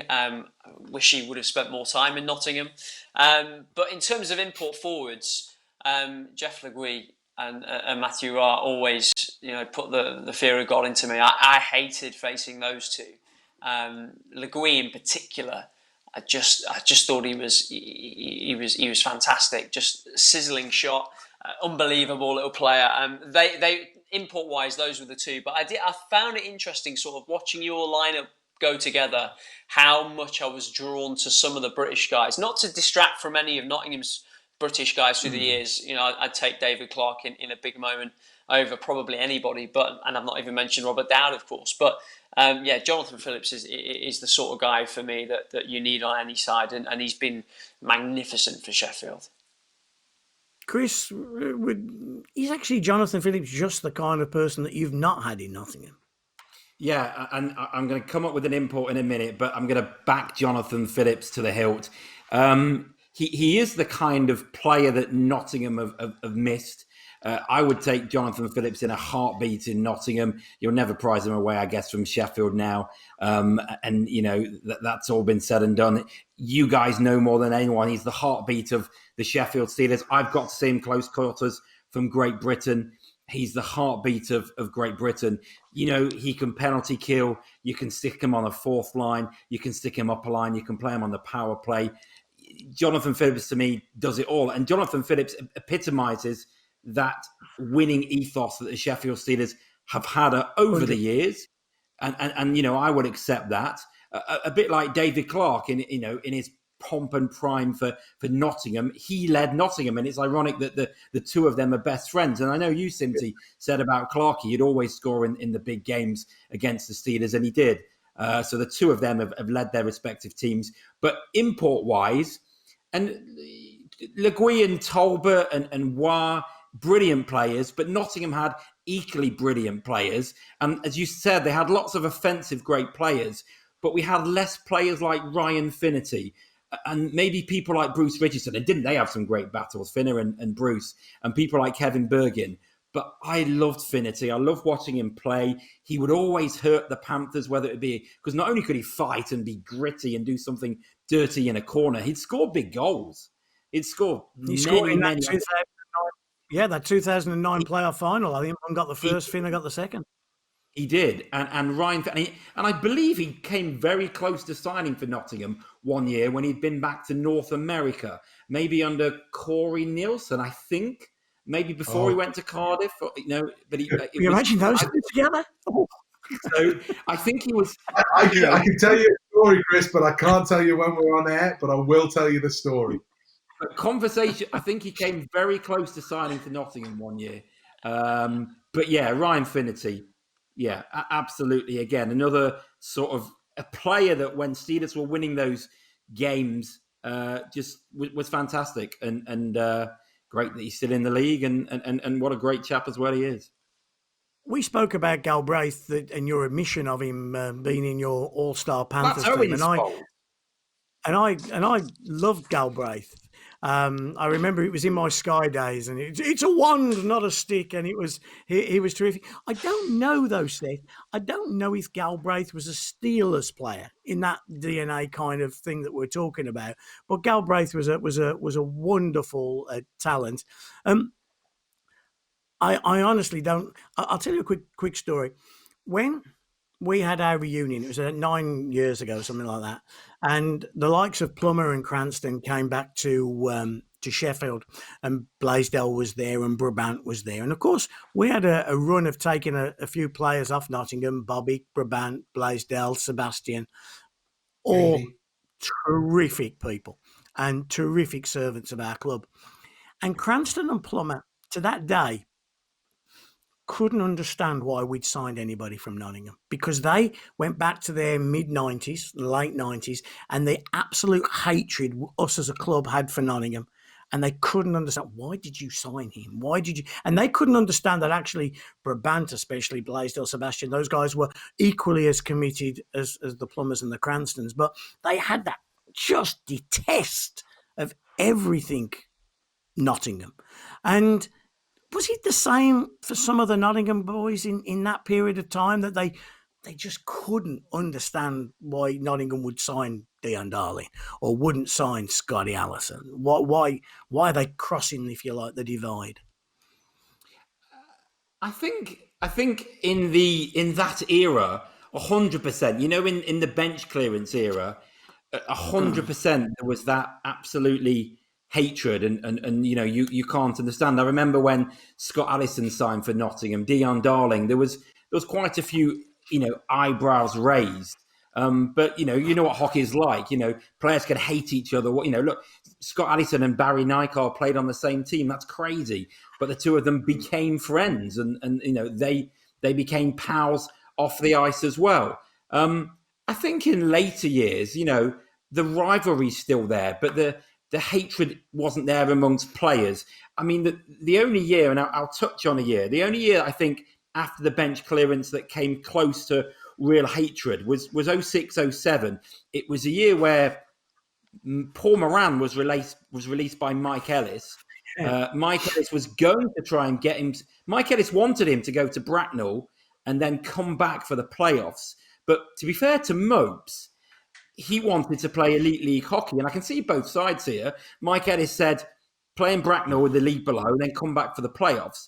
But Mopes said, I want to play Elite League hockey because he wanted to play for GB that year, I'm sure. And he may well have gone to GB that year. I can't remember. But anyway, so him signing for the Steelers is another story in itself. But because it was the same time where Nottingham let Samoes, and I'll tell you this story quickly, Nottingham let Steve Samoes go as well that same week. And it was also Mike Ellis could free up a salary cap to bring in Trevor Gallant, who ironically scored the only goal of the playoff final in the penalty shots. But no, Samoes, and again, Simsy, you might be able to get this right as well. Samoes did an interview with me and said, I might go and sign for the Steelers now, and laughed about it and said, no way I'd ever do that. And then a few days later, you announced him as signing and put him in a Steelers shirt, but then the league vetoed it. Does that one ring? I think Neil decided that wasn't happening and stopped it. I have to say the Paul Moran story is an unreal one, because obviously, Moran is associated quite rightly with Nottingham, and Gary, you cut him in half when he had his heart surgery and they opened him up. It was Nottingham Panthers inside him, and he's done so much for that club. We've crossed swords 1,000 times, but he has put his heart and soul literally into Nottingham. So when you get a phone call from, and I always call him our Paul, and our Paul says, I'm being let go, I want to come to Sheffield, there's not a chance on earth that you're going to miss that opportunity to make that happen. It doesn't matter how you raise the money. It doesn't matter how that's going to happen. Paul is going to come to Sheffield. And I remember phoning Mike O'Connor, and I remember Mike then spoke to Paul, and Paul made the deal happen, and he could have gone to a lot of places for a lot less money, a lot more money, and he didn't. He came to Sheffield, and I have to say, there's not one single person inside the arena that has got a bad word to say against him. He was a credit from the second he walked in till the second the season ended. He was a top lad. He fought a Nottingham player on his first game, and he totally bought in, totally committed, knew the pressure was on his shoulders, and was absolutely terrific. But it was weird walking into the dressing room and seeing Moran on the back of a Steelers shirt was quite surreal. Can I just finish the story off about that? The rivalry. So that playoff series, which I saw a clip from the other day, and Paul Moran was on the bench for the Steelers, whether he was suspended or injured, I don't remember. But can you remember Regan Darby came down from the boxes because he was injured? Yeah. And the next thing you see, he's in the photography bench, and he's offering the Panthers bench out. In his shirt and trousers, yeah. Yeah, and Paul Moran eventually pulls him back. Ryan Schmier, he then turns to Danny Myers comes to the bench and basically tells him, if you want to fight, come on to our bench. And then he turns his attention to Ryan Schmier, and a couple of them exchange punches. Because I remember Nottingham were worried that Schmier might get banned because Schmier had obviously punched somebody who was not a player. But Darby had started it. He clearly, you look at the video, and Darby throws the first punch. But again, does anyone remember what made Darby come down from the boxes to offer the Nottingham bench out? I don't remember. No, I don't, but I remember being on the side of the bench that day, and Darbs walked past me, and I thought nothing of it. I see Darbs on my left. All right, Darbs. See Darbs go past me. All right, Darbs. Where's he going? Good Jesus. And then we're all trying to run to try and grab him.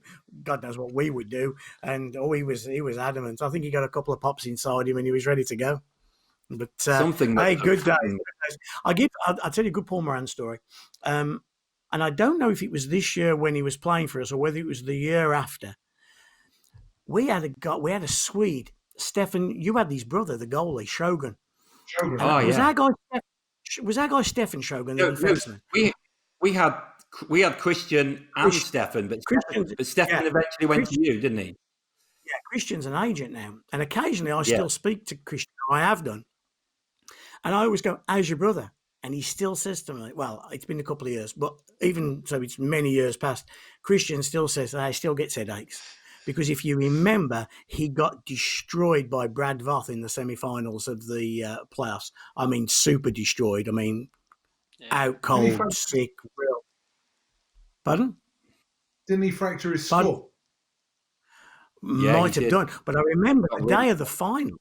He went to hospital in the semi-final. I get down to the dressing room early on the day of the final, and he sat in the dressing room, discharged himself from hospital. He was so concussed, and we had to get him back to the hospital. But Paul Moran every single day visited Shogun in that hospital because he stayed in Nottingham, and it was for a long time. And it was I tip my hat. Right from that. I was going on well with Paul because right from that Tommy Plummer story when the old lady's shaking the ladder and Tommy's going backwards and forwards, and Paul rescued the Duke on that day, and he showed another side again with Stefan Shogun. He was top draw. Shall we finish off, Seth? Is there a Nottingham player that you've looked at over the years and thought, I wouldn't mind seeing him in orange? Well, yeah, there were a few, but they arrived quite quickly. I think the one who never. I mean, you look at it. The first one would have been Odeline. Second one would have been Blaisdell. Third one would have been Brabant. Anyway, I think the one who never made the move, who I always really liked, I thought Greg Hadden could have been a Steeler. I think he had an awful lot of attributes that the Steelers fans would have enjoyed.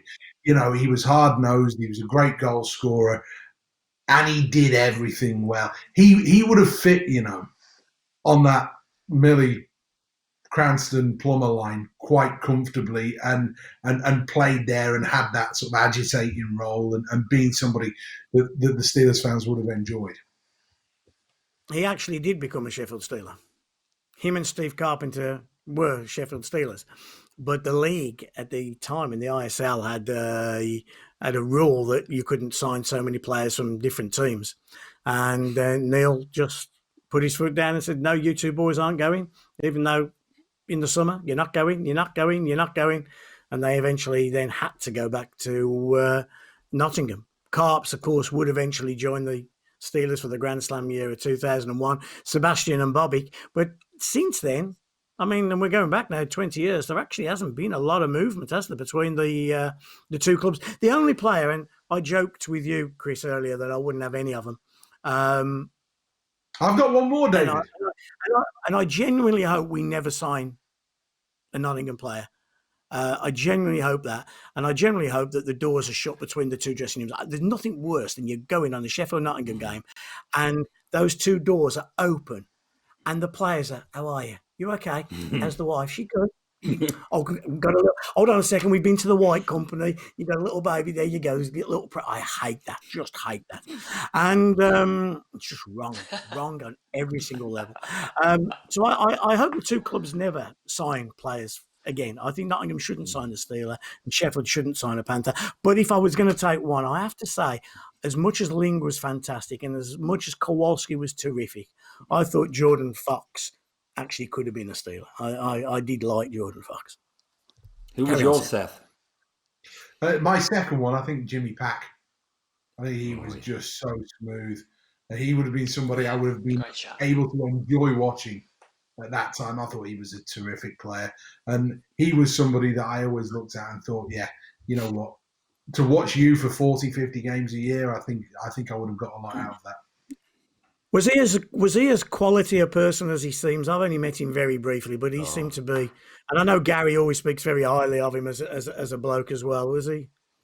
Outstanding, absolutely. He was a quality person when I first got to meet him in the media. He was always, every time, he was like, anything I can do for you. And I've actually seen him twice since, and him and his wife and the family. That, absolutely great guy off the ice. I saw him in Korea, which was very special, to visit his home country when I went across there with GB juniors and GB women when there was a tournament a couple of years ago. Absolutely fantastic. He oozes class. You can see everywhere he goes, he makes an impression. But the guy was just quality. What the sad thing is, he never won in Nottingham, and he's one of those guys you look back. I mean, he won the Stanley Cup, so don't think he will shed too many tears. Well, he won 2, didn't he? And then one as a assistant coach as well. So he's not going to complain too much. But his heart was in Nottingham, and I know he really wanted to win in Nottingham, and he couldn't quite do it. But we did that. We did that team, didn't we? The Elite League team. We didn't play in the Elite League, but if Owen and I went back and we talked about doing like Super League era and everything, Jimmy Pack would be the first name on it. It was an honour to watch him. He just made hockey look so simple. It's funny, he was 2 years ago. I think it was it was a game at the end of the season, and he was back, and Gary introduced me to him, and seemed a really thoroughly decent chap. And he says, "Is Tom around?" Because of course Tom Barrasso was our coach, and of course we'd seen Jimmy Pack brought out in front of the fans, and they gave him a terrific reception, as they would. So obviously Tom knew that Jimmy was in the building. So I'd pop into the little annex room and go, "Oh, Tom, Jimmy Pack's outside." And Tom just goes, "Yeah." I said, "Well, he'd like to see you, Tom. He'd like to shake your hand." And like the difference in people was just immense. That there was this very calm, nice, and Tom would go out and they shook hands. I got the camera phone out, and I'm not missing this opportunity. Took the picture, but it's funny how paths cross, isn't it? How they cross. Any other, Owen? Do you want to finish off here? Have you got any one last Steelers Panthers memory you can share with us? Well, seeing as you've nominated Jordan Fox as maybe one of the few that you would have, Simsy, and I mentioned it earlier, but the goal that he scored, I think Jordan Fox was just an unbelievable player, inspirational captain for Nottingham, just exactly what they needed. Hence why I've got this on the wall. And the goal he scored in that season, I think it might have been the March or the February of that season, sort of the individual where he takes it from his own blue line. A bizarre game because earlier in the contest he'd given up a breakaway to Danny Myers, of all people, who I think put Sheffield in front. And then later in the game, Jordan did that. And I know it's not winning a title or winning a trophy on Sheffield ice or anything like that, but for me, for one of my favourite players, and he hated Sheffield, by the way. Dave absolutely hated them. So one of my favourite players, one of my favourite moments. Jordan Fox against the Steelers, just a magnificent goal. Yeah, you mentioned Danny Myers actually. We really should have talked perhaps a bit more about Blazer and his move. But Mike Blaisdell and Danny Myers were both signed in the same hotel in Nottingham at the same table.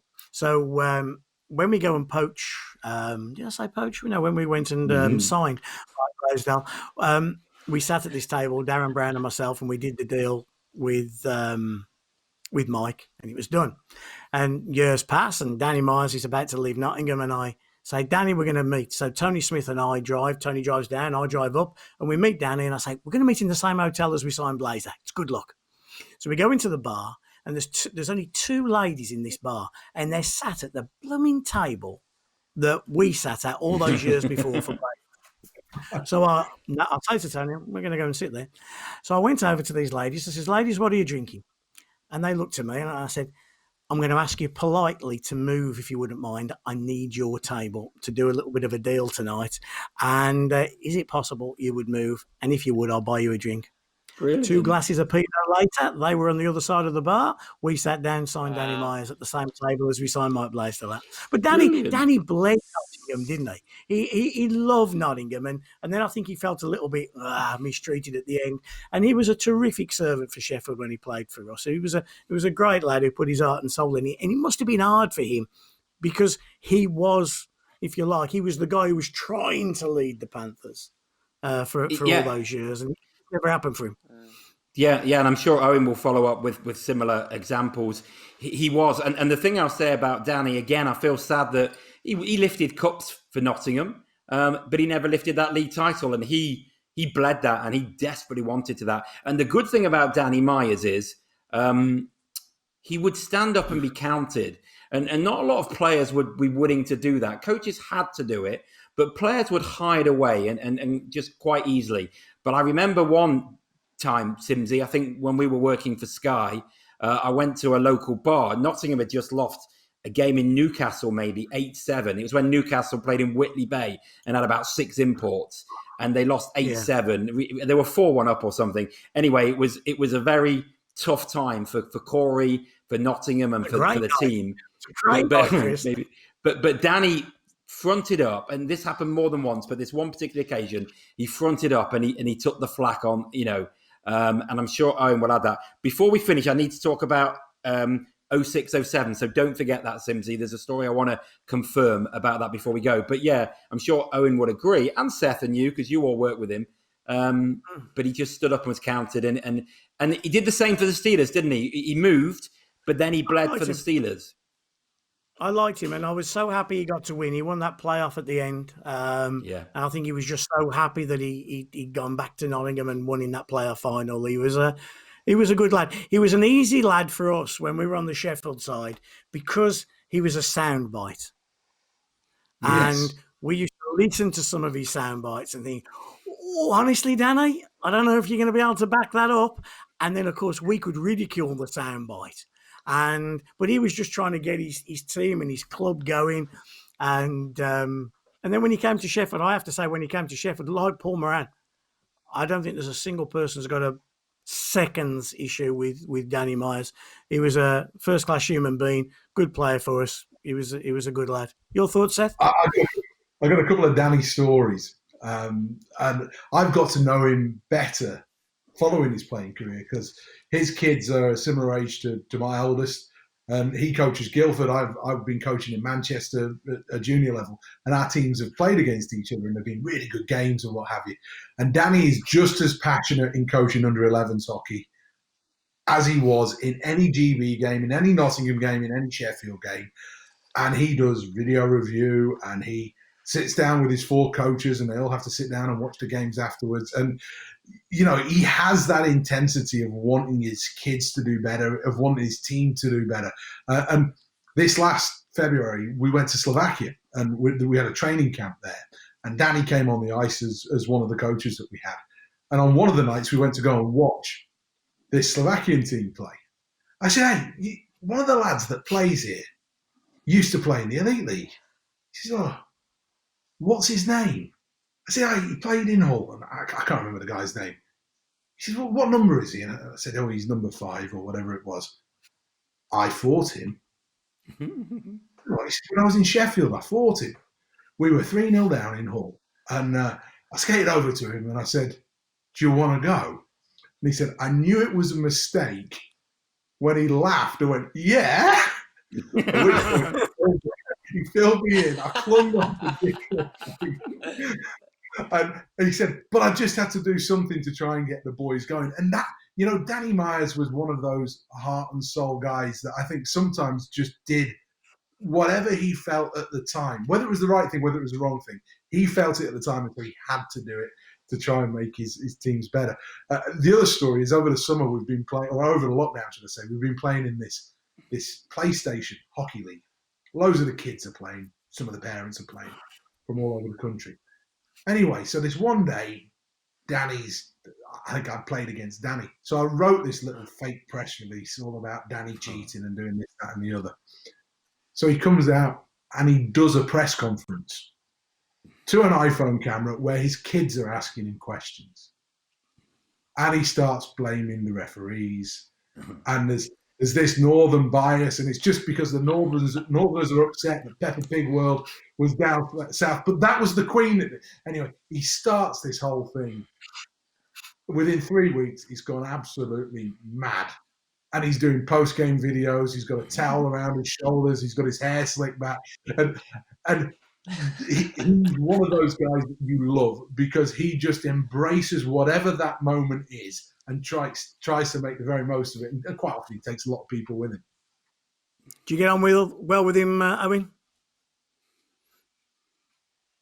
Yeah, he was a brilliant guy. I mean, I can only echo what the boys have said already. He was very good to me as sort of young reporter, first team I'd ever really followed. I'd done like the odd football post-game sort of thing, but it was the first time I'd followed a team week in, week out, and I was wet behind my ears and didn't really know what I was doing half the time, probably that first season. But Mick Holland was great, and Danny was great to me as well, as was Corey, of course. But as Chris says, he would never hide, and I'm sure we've all come across it in various sports and whatever, particularly in hockey from time to time. But there are some guys who just won't front up, and he would always front up, and he would always be available, and he would answer the difficult questions. So on a personal level, I've got all the time in the world for him. He's an absolute star. And from a playing point of view, I think he would always give absolutely everything. And as crushingly disappointing as it must have been for him to leave and then see Nottingham win, I don't think he can have any doubt that he did everything he possibly could. And ultimately, that's all you can ask from anyone. Absolutely. He's a reporter's dream. I've got a good alien story to finish off with, but Chris, I'll give you your 0607. Okay. Shoot. So, no, 0708, I got it wrong. Challenge Cup final. Right. Panthers won. They beat Steelers in the Challenge Cup final. So it wasn't all one-way traffic over these eras. It was a two-legged thing. You couldn't do it over one leg. You could only ever do it over two. And you always... Okay. Second at home was the way. Go on. We've touched on this before, and I can't remember the answer. So Steelers 3, Panthers 6. Bergen scores 3. McCaslin gets 2. Schmier scores and high-fives the Steelers bench as he goes past, which was a really funny moment. Now, Davy Lawrence plays in goal for the Sheffield Steelers that night because Jody Lehman, here we come again, Jody Lehman's name's linked with this one. Oh, I remember this.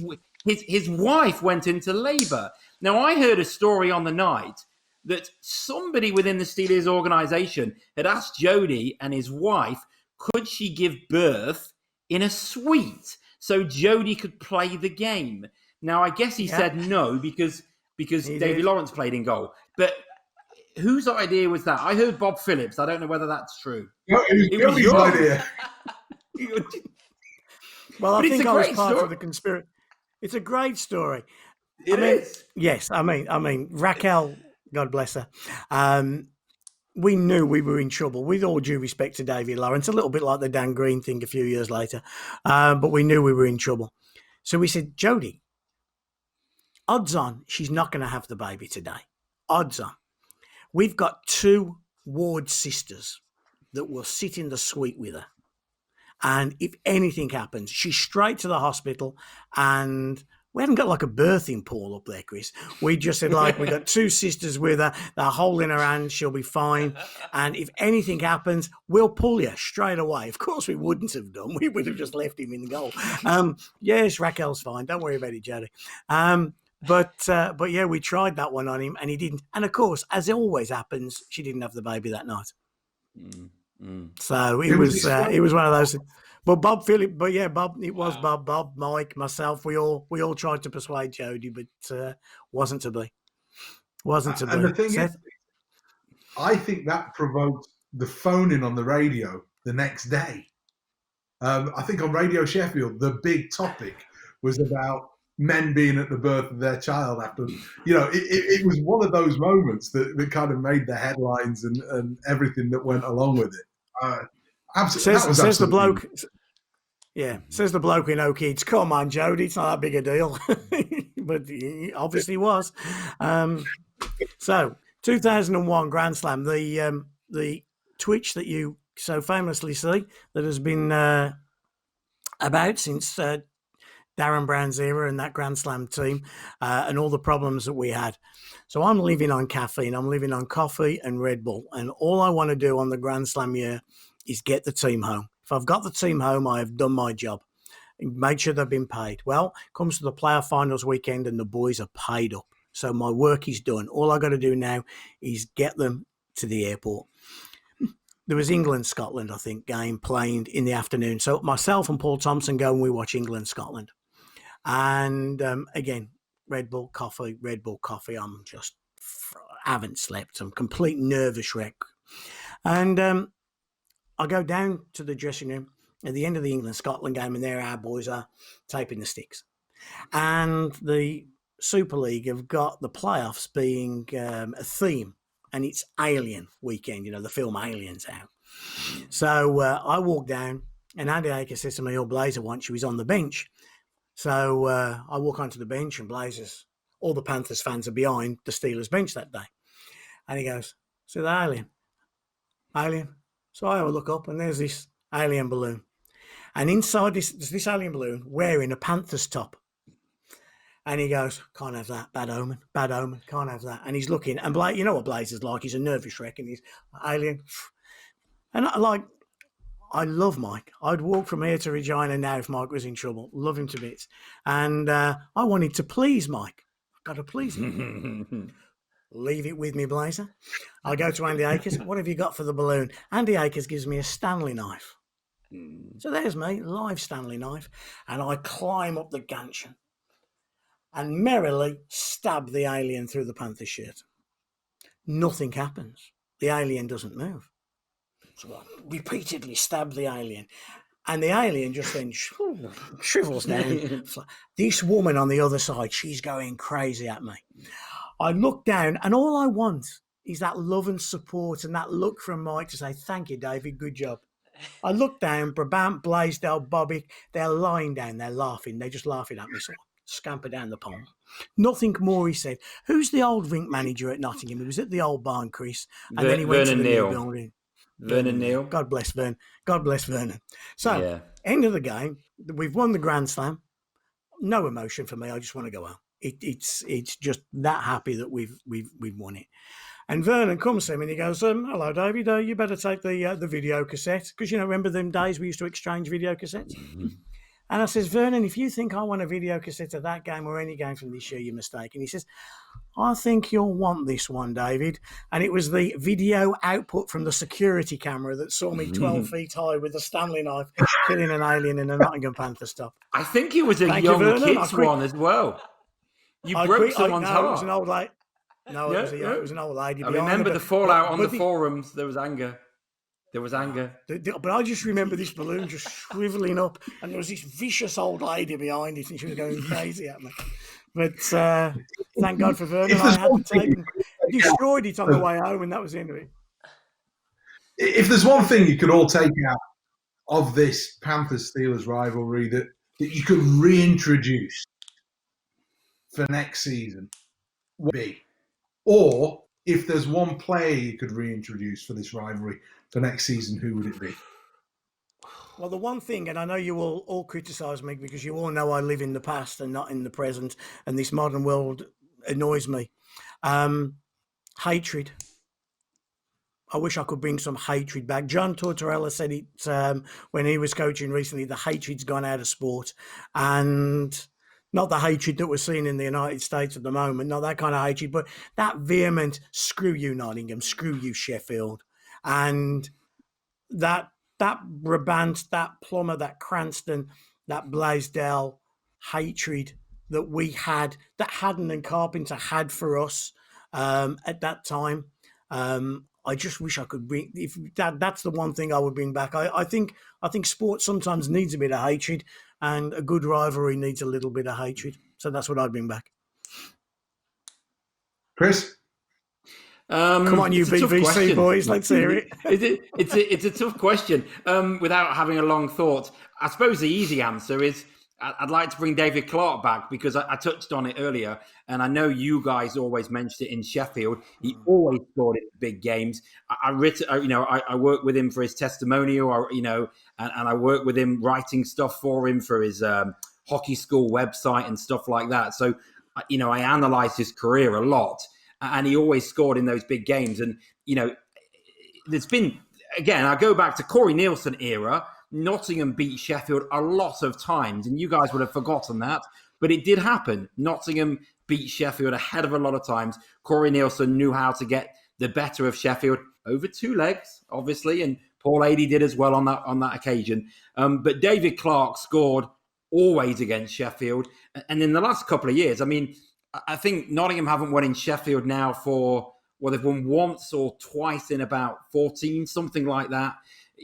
Sheffield are regularly now winning 6 out of 8 games in a season. So I want someone to find a way to beat Sheffield, and David Clarke was one of them. So if you ask me again in a week, I might have another idea about another sort of, facet to it. But bring back Clarkey for me, because he knew how to beat the Steelers. Owen, what would you like to say? I think it's a tough one to sort of come up with something off the top of the head, and I don't know if I maybe would have used hatred. I don't know if it's quite the right word, but I think Simsy's actually I fully right. accept. I fully accept that it's not a 2020 word, but that kind of vehement, come on, rather than friendly pat you on the head. But no, but I think you're absolutely spot on though, and I think I don't know whether it's something that's been lost from the sport a little bit. Maybe the physicality is going out of hockey, and the fighting, and that's a whole other debate, and not for now. But the white hot sort of rage of Panthers Steelers games, and maybe I've romanticised it a little bit because I talked about the bench clearance game earlier, and what an important game that was in sort of my hockey education and my hockey adolescence and growing up. But I do feel like that edge has gone out of it a little bit, and I think that feeling sick with, I don't get nervous, but feeling almost sick with nerves every time Panthers play Steelers, whether I was going to be there or not. I remember going up to Sheffield for away games and hating every second of the drive up, and that was even when Panthers were doing well and winning there regularly. So I think it is that edge to it. It is that hatred, for want of a better word. I don't know if it is quite the right word, but I think I'm with Simsy. I think that is what I would try and maybe bring that edge from 20 years ago back to now. The point I make as well, Owen, is that it's not so much the physicality on the ice, it's the double doors open between the two dressing rooms. It starts there. You're right. Everything okay? Wife all right? But I think I just think in this, I don't know if it's the modern world or what. It is the modern world. It stinks. It is the modern world. It's I just think it seems to be that and I see it in football as well. Like everybody seems to be so much more familiar, sort of on the playing side. I see it in football a little bit as well. I don't know if social media's play more a part in that. If I don't know if it's the way that the life of an athlete has changed so much, but I don't know if a bit of tribalism has gone out of sport from the competitive side a little bit. But I think I'd agree with you. Yeah, Seth, what about you? What would you bring back? What I get rid of is the internet, because that takes everything to a whole new level of serious that goes above and beyond absolutely everything. And I would bring back fanzines, because fanzines were just brilliant. Being able to poke fun at the things now ends up being pages and pages and pages of overly serious navel gazing, of ridiculous Twitter threads and Facebook pages of whinging and moaning, when sometimes we don't like them because, every time I see Paul Adey, I remind him that he won a league title as a Sheffield Steeler. Yeah, me too. I do it just because I know that there's a tiny little bit of him that he's actually wishes he hadn't won it. He quite likes it. He quite likes it because he did win it, and he quite enjoyed being part of that group of players. And he remembers standing at the Sheffield Arena and witnessing 3,000 people standing beneath him when the Steelers had won the league in London. They come back and they were celebrating the trophy there, and they were chanting his name. And that's something that in 1995 he could never have thought of. because he was public enemy number one. He was the superstar. He was the good-looking guy from Nottingham that scored all the goals. Yet the fanzines, there's that great picture of Ivan Machulik holding Paul Adey by his hair. And the fanzines were just making so much fun of that, of Selmar Odeline, so obesely fat because of the number of pound notes that he got stuffed into his shorts and his shirt. That's what you need, because that is the kind of humour that you want from sport. And now, where people used to go to the bar and have a really good time talking about a game, and by the end of the third or the fourth pint, you're over the defeat a little bit. Well, now they drink all of that and then go back, and it's another 7 days where you're like this. So I think that those are the things I'd change. I'd get rid of all social media platforms, and I would only allow banter to take place in the form of fanzines. You know what? It was Machulik and Adey that you could almost say started the rivalry off, because they fought, they went to the penalty box, they came and they fought again. And that was like, that building in Nottingham was like a tinderbox that night. And that was the night it kind of all really did kind of start, the big rivalry. I'll leave you with one, Chris. We had an advertising slogan, I think it was early part of the 2000s.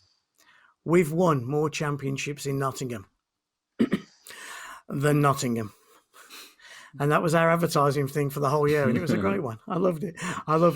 The banter is good, and we thank you for it tonight. It's gone on a couple of hours, and I think people will watch it and listen to it. And 2 hours, I'm being told, by the genius director that we have.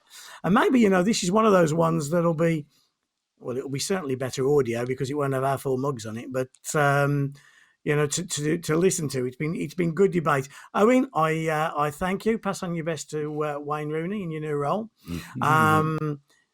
Chris, enjoy your night tonight in your Paul Adey tracksuit and your Corey Nielsen bed quilt. And we'll speak again shortly. Seth's back at home in Sheffield now. It's good to have him back on the right side of the Pennines. Dave has got the trouble of putting all this together, but the Steelers Panthers, I think we all agree, is still the biggest rivalry. And actually, underneath everything, it still gets our juices flowing, doesn't it? We don't like you, you don't like us, and I think we quite like it that way. Good night, folks.